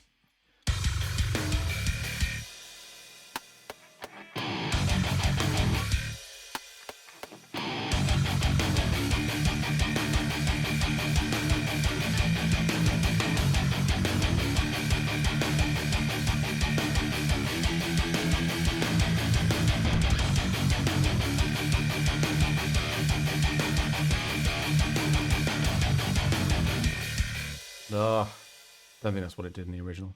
We'll do that again. Do you like tuning to drop E as opposed to standard? I actually don't do it a whole lot, mostly because this guitar isn't really properly set up for it at the moment. I do have a couple of new-ish ideas, new songs that are in drop E, but I'm actually thinking of redoing them in F sharp, just standard, because it's a little bit tighter.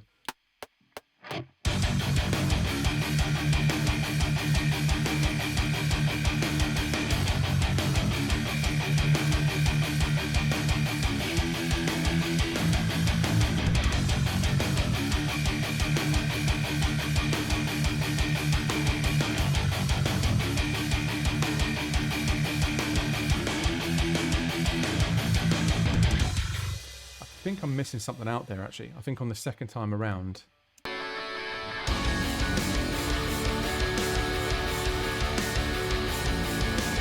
also it's supposed to be played open, so we'll do it again.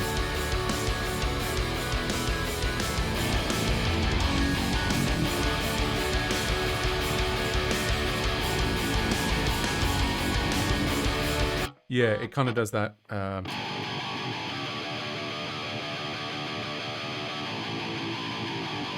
And then there's a nice little slide down into it, like. What days do you normally stream? I don't have a schedule at the moment. I mean, I was going to do it on Monday, and then I practiced guitar too much because I don't play enough, and my fingers really hurt. And then I was going to do Tuesday, and my fingers still really hurt. They actually still really hurt today. But I do tend to do it at the same time. 10 seems to be like a good time for me. But I think eventually I will sort of settle into a bit of a routine. Yeah, maybe like Wednesday nights, do like Tuesday, Wednesday. I don't know. We'll figure it out. But I'm going to set up a Discord and some other stuff on socials and whatever, so it should be easy to track what I'm doing.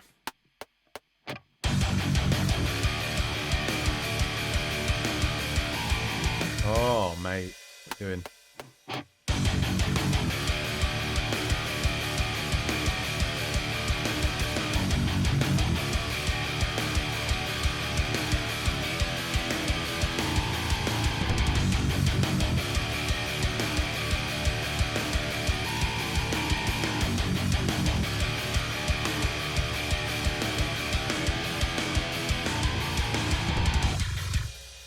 And I also need to change the bass to follow that variation.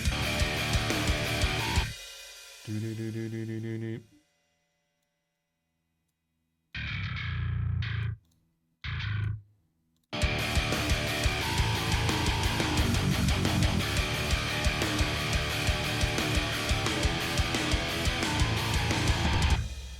And then we'll duplicate and go in for the double track.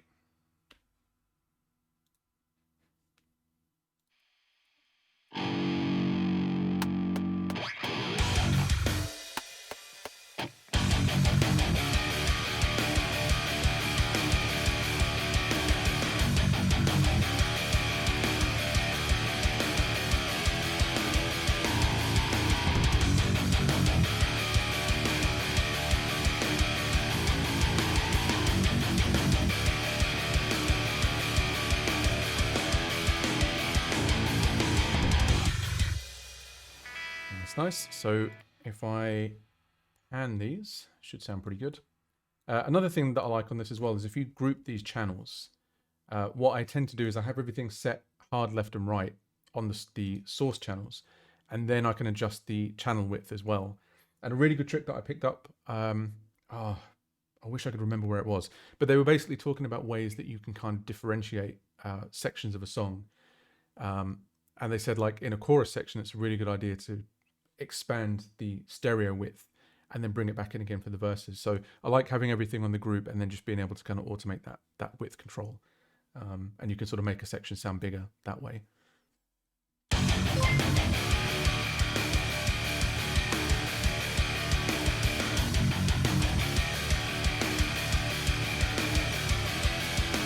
guitar sound sounding pretty nice.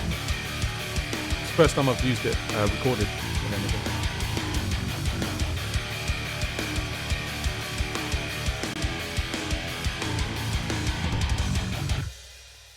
Hello, River Dragon. Thank you for joining. So you see, like what I've done there, where I've recorded it, it's just auto-populated it there. I know I keep banging on about it, but I just find it a really useful feature for people that have trouble finishing songs like me. So now, if we listen to the chorus on this.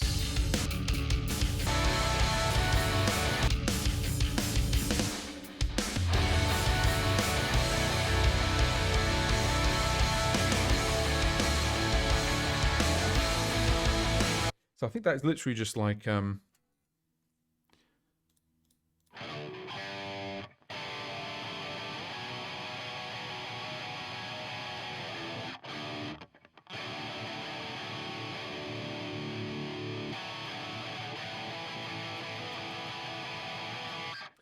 is like the archetypal new metal chord.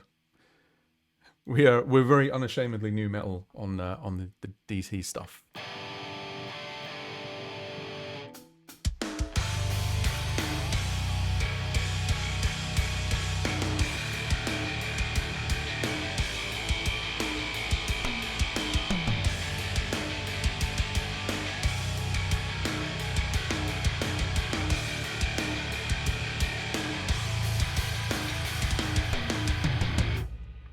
Yeah.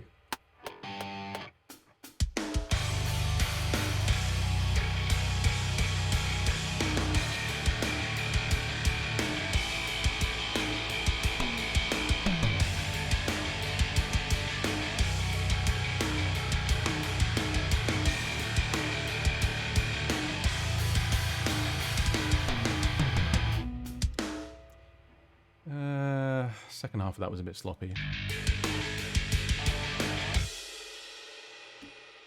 By the way, guys, I probably should have checked this ages ago. Is the levels are good and everything on this, right? Because I had to change some stuff around at one point.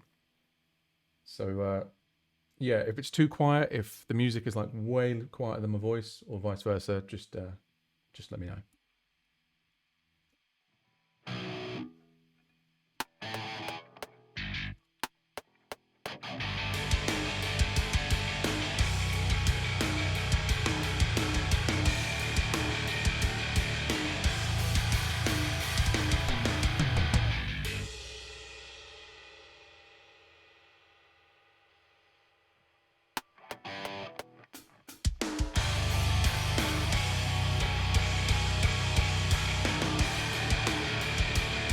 I wonder if there's an easier way to get...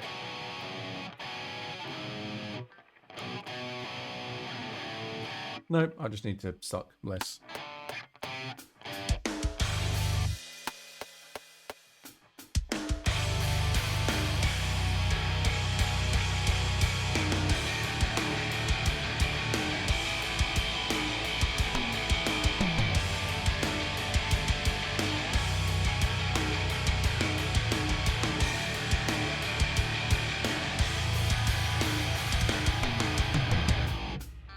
And I want to get in like a little slide at the end of that as well. So I'll go back over to this channel.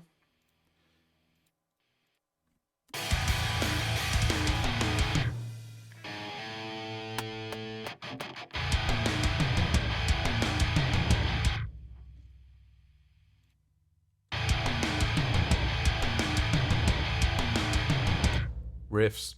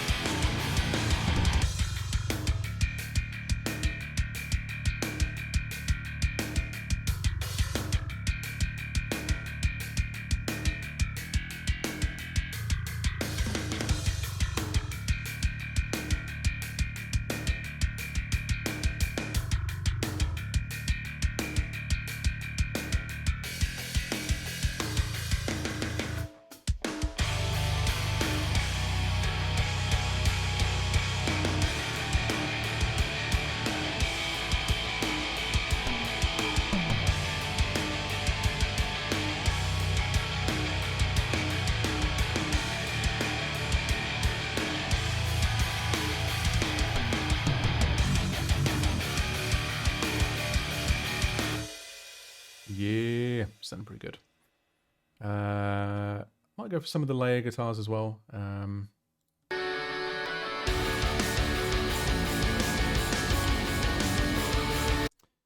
So that's pretty straightforward. I think I might still have some presets from Ruins kicking about.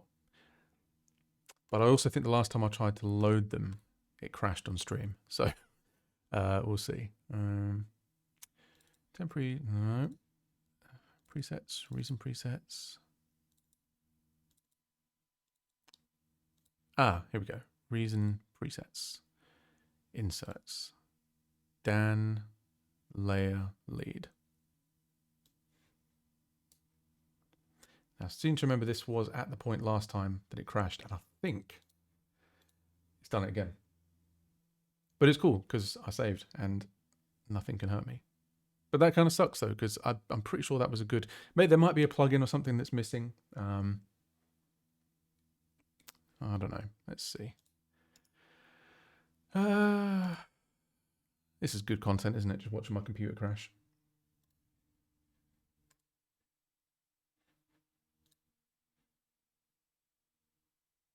Groovy vibe. Yeah, it is very. What is that emote, Dunk? I can't see. I'm chat for ants, man.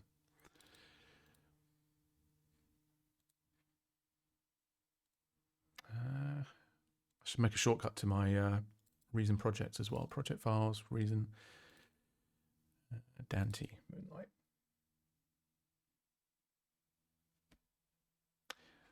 Yeah, whatever. Oh, it's always that moment where it's just like, oh, mate, has the project gone corrupt?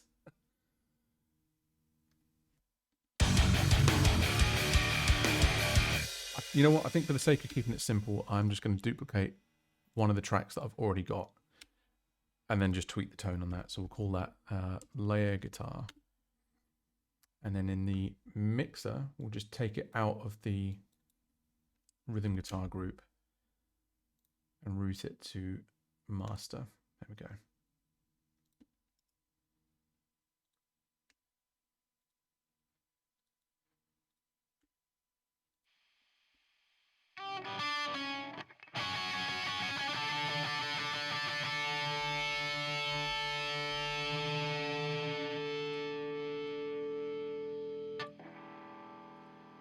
I'm also going to put a little bit of stereo delay on that as well, because that's in the original.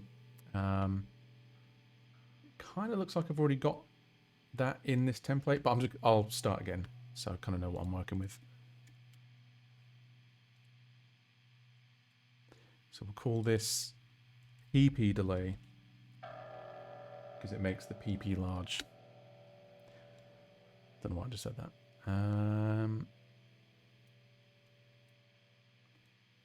I do this so many times, it's just on autopilot now.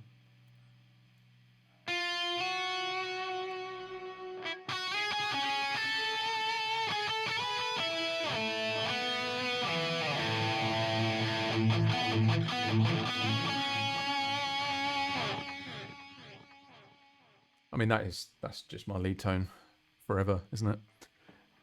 There's a really cool delay. This actually, it's got some nice stuff you can do on the delay tails, like sort of filter it out with every delay.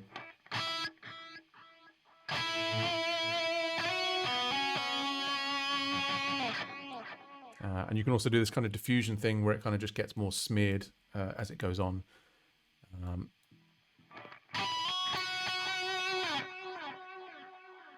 Ooh, yeah, that sounds good. I like that. And then I think, yeah, what I'll do for the layer guitar part is just kind of ease up on some of this like really bitey top end stuff, because it doesn't need to be that harsh. And maybe also change like the mic axis or something.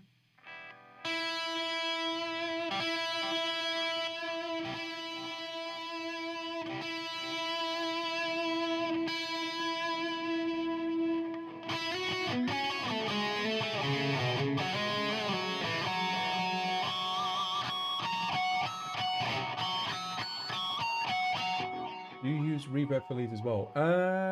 Not as much as I should do, probably. I was saying on the last stream, I have started doing reverb on my guitars a little bit more, and it does seem to make a difference. Like it just kind of glues them to the mix a little bit better.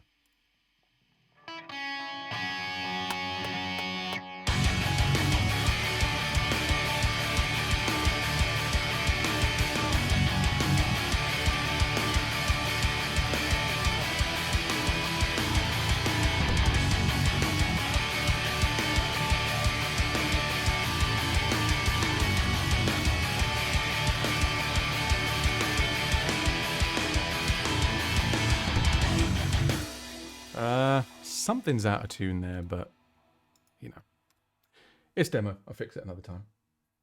I love delay into reverb. Yeah, delay into reverb sounds really cool. And you can actually, on this particular reverb, it's got a little effects loop on it. So you could run the delay tails into reverb. That might sound pretty cool. I might do it because there's some clean guitar stuff in this as well, so that would sound really good, I think. Just clap some of these.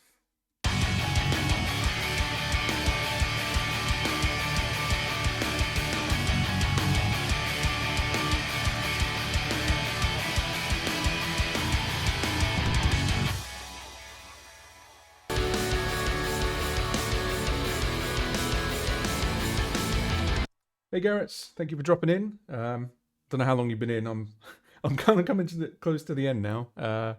But nice to have you in with us. Whereabouts are you watching from?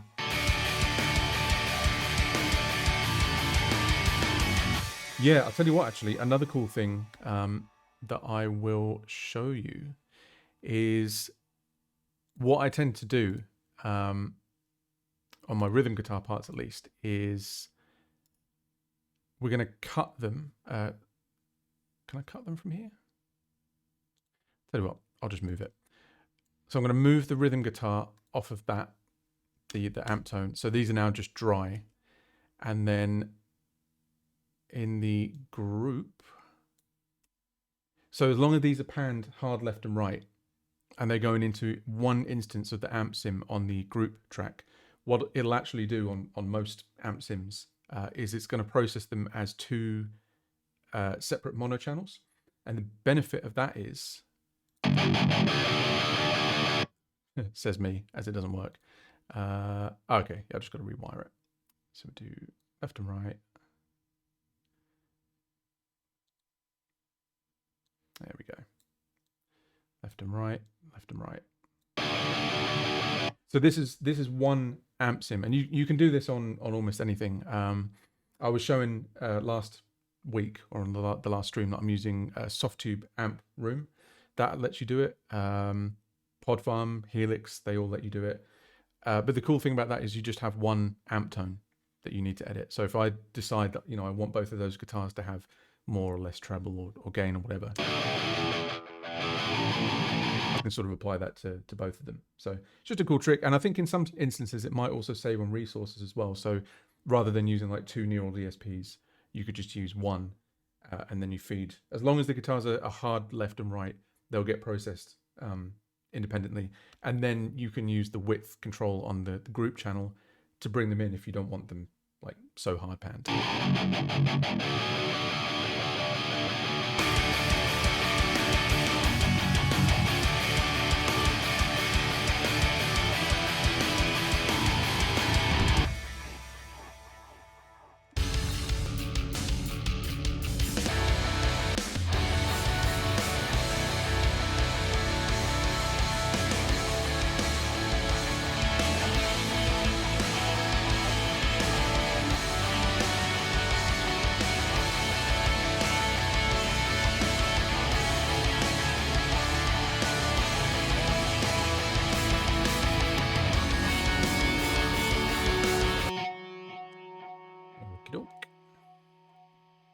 There's quite a few layers in there, so I'm going to have to go back and work those out.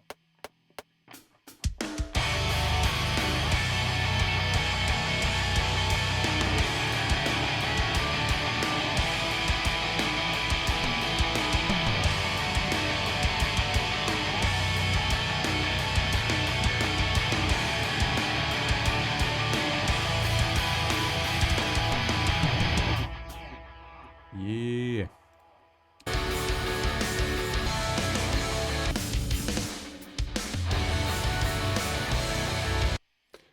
So there's like yeah,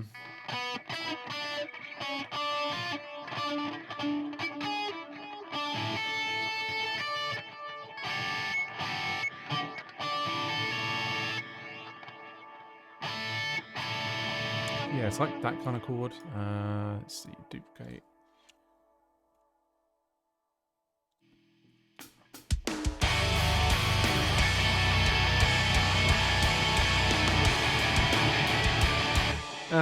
I'll figure it out another time.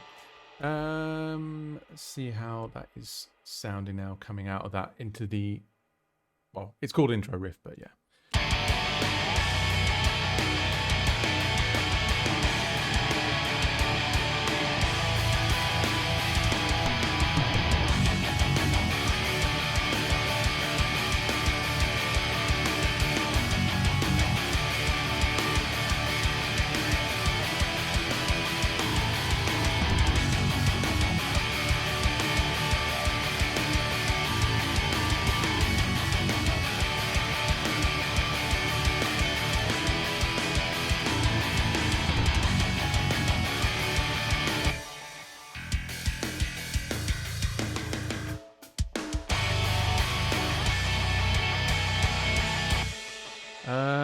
I think I'll do two more things before I wrap the stream up. I'm going to double track this layer guitar, and then I'm also going to try and get that cool piano motif in, because it sounds cool. Cool piano motif because it sounds cool. Okay, man. Definitely getting tired.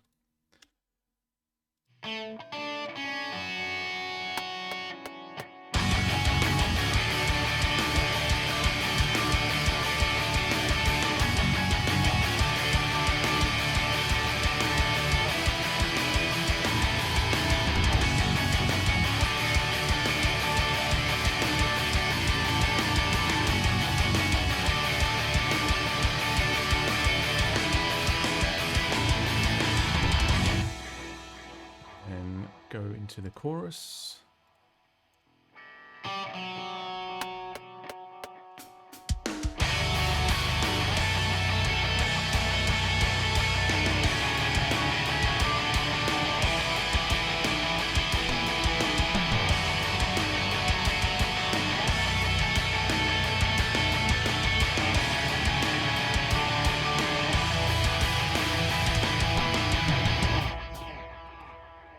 Another thing, I might be wrong about this. I think the send effects are still. Oh, okay, no, okay. I thought the send effects were going on like dry guitar, but what I'll do is I'll take them off the individual channels, and we'll bust these, and then put the delay on the group channel instead. That makes more sense.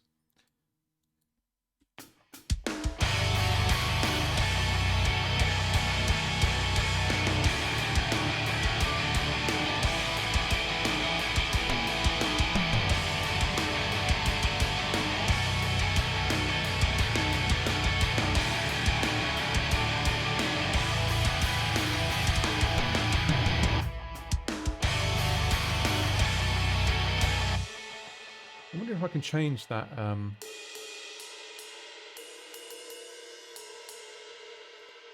Yeah, we'll go for that instead, I think. And also in that little this bit, I think that should be a symbol, probably. Or maybe it. Okay, it is. That's fine. It's funny. I was just going to ask if Dunk was still in, and you're here just ripping me. Thanks, man.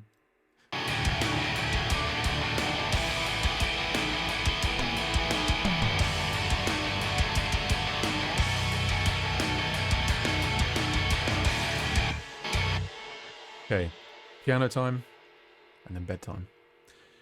I can't remember exactly how I did it, but pretty sure I can get close.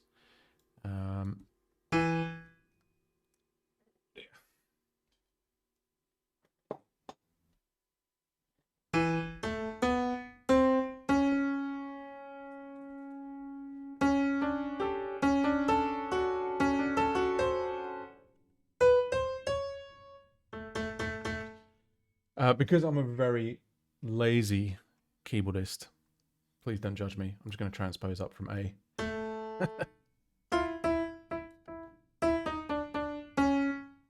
I know, it's really bad. And I said my first instrument was keyboard as well.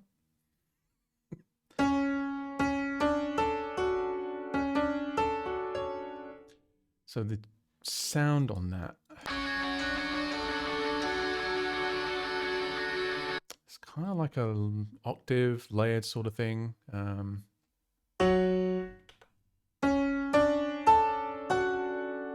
So what we'll do, I think, is just compress it, degrade it.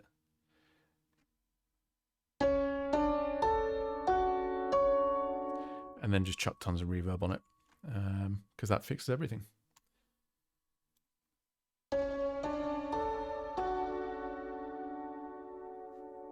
And then what I'll probably do is I'll just bring that reverb time up, and then I'm going to compress the output of the piano and the reverb as well, just so it's kind of super squashed and kind of stays present in the mix.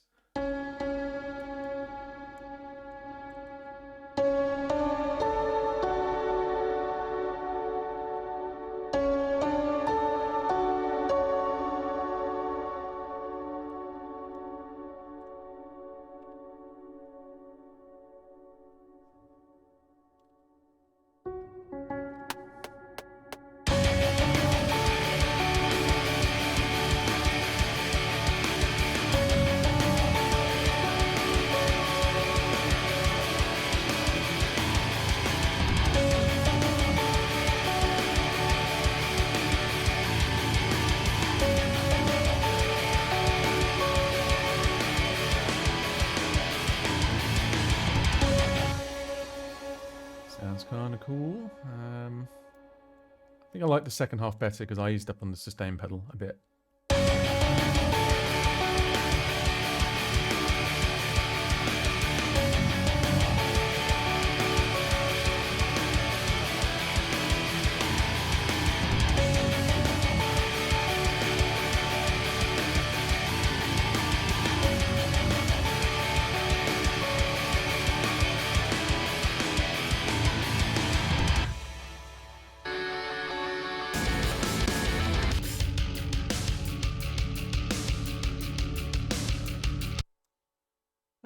I've got time for one more element, I think. We'll just do that little lingering pad because it's literally just one chord.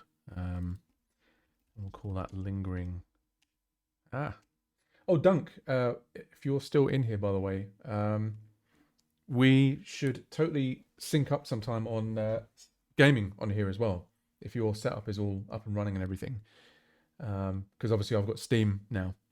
So we can do maybe like a little online thing. That'd be cool. Play like a scary game or something and everyone can see what an absolute wimp I am with scary games.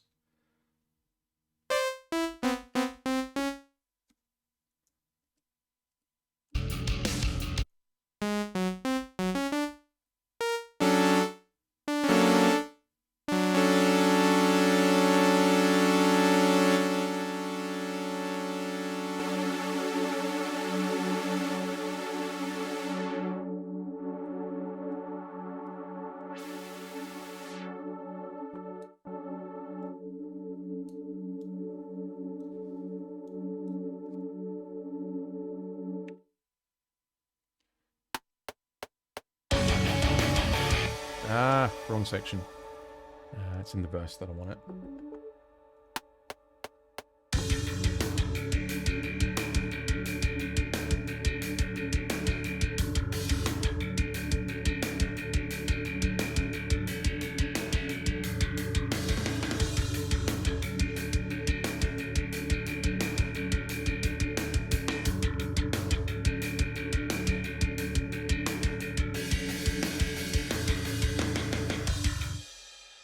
Then I think what I'll do on that is just move that filter around a bit so it's not like static.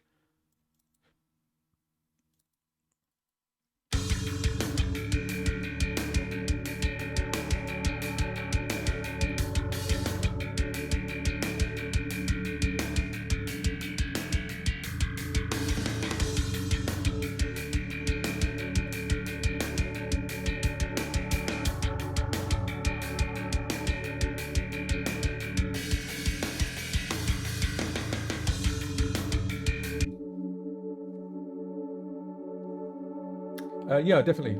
I'll do that, Dunk. I'm in all day.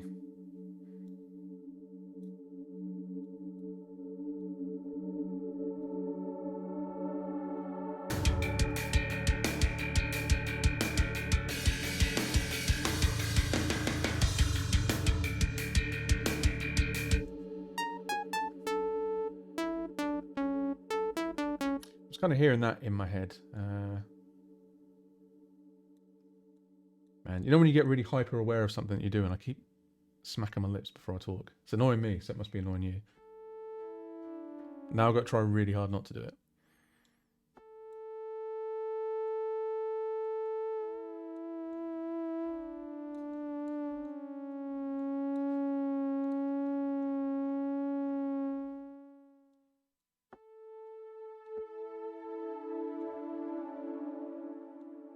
Yeah, that sounds nice.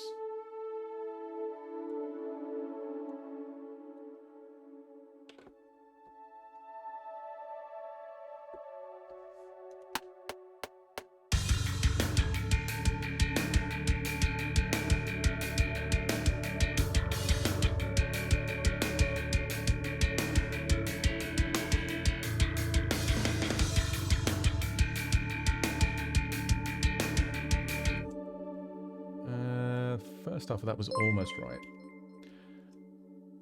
Oh, thank you very much for the follow, Michael.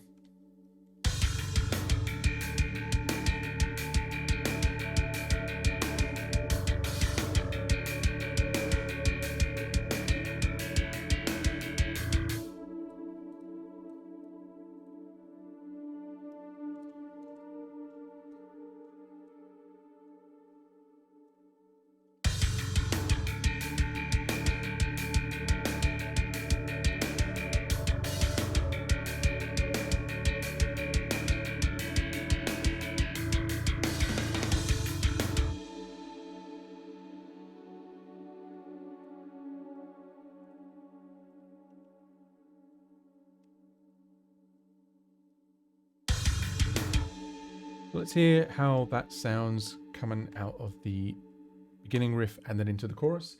And then I think what I'll do is save up and go to bed. It's been 3 hours. How's that happened?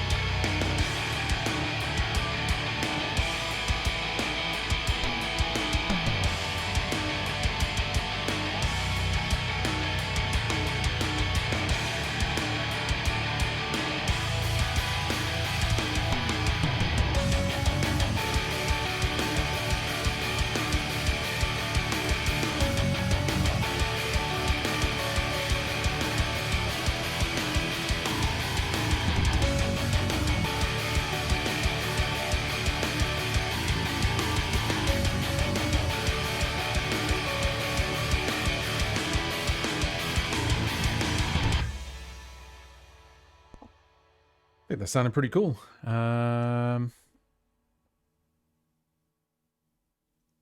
Yeah. Kind of just wanted to get like a head start on that track for when Dan's here, because vocally it's quite well developed. So it'll be cool to get him in here, and I'm excited for the proper good Ibanez auction stream.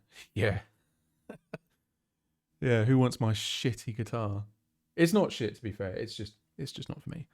But yeah, I think we made some good progress on that. I was only really planning on doing the drums and the bass, and we've ended up doing a lot more than that. I also only planned on doing an hour tonight, and that's not happened either. So yeah, so thank you for everyone who hung around tonight. Thank you for all the raids and everything, all the new follows. Next time, hopefully things will be a little bit smoother. I'm going to have another screen, and I'll keep saying it. Yeah, also we'll try and get something going on with little gaming action. Probably alternate it a bit, so I'm not always just kind of like burning myself out with music. I do music all day, like for work, but this is enjoyable. I do like this. But yeah, maybe some gaming next time. Any suggestions on what would be cool to see me play? I'm terrible at scary games, so if you want to see me jump and scream, I'll just play like Outlast 2 or something. But yeah, awesome. Been really good fun, guys. Thank you very much for sticking around. And I'll set up a Discord as well, and get you guys in there, and we can all sort of keep a bit of a schedule going. So have a great night, or a great day, depending on where you are, and I'll catch you all next time. In a bit.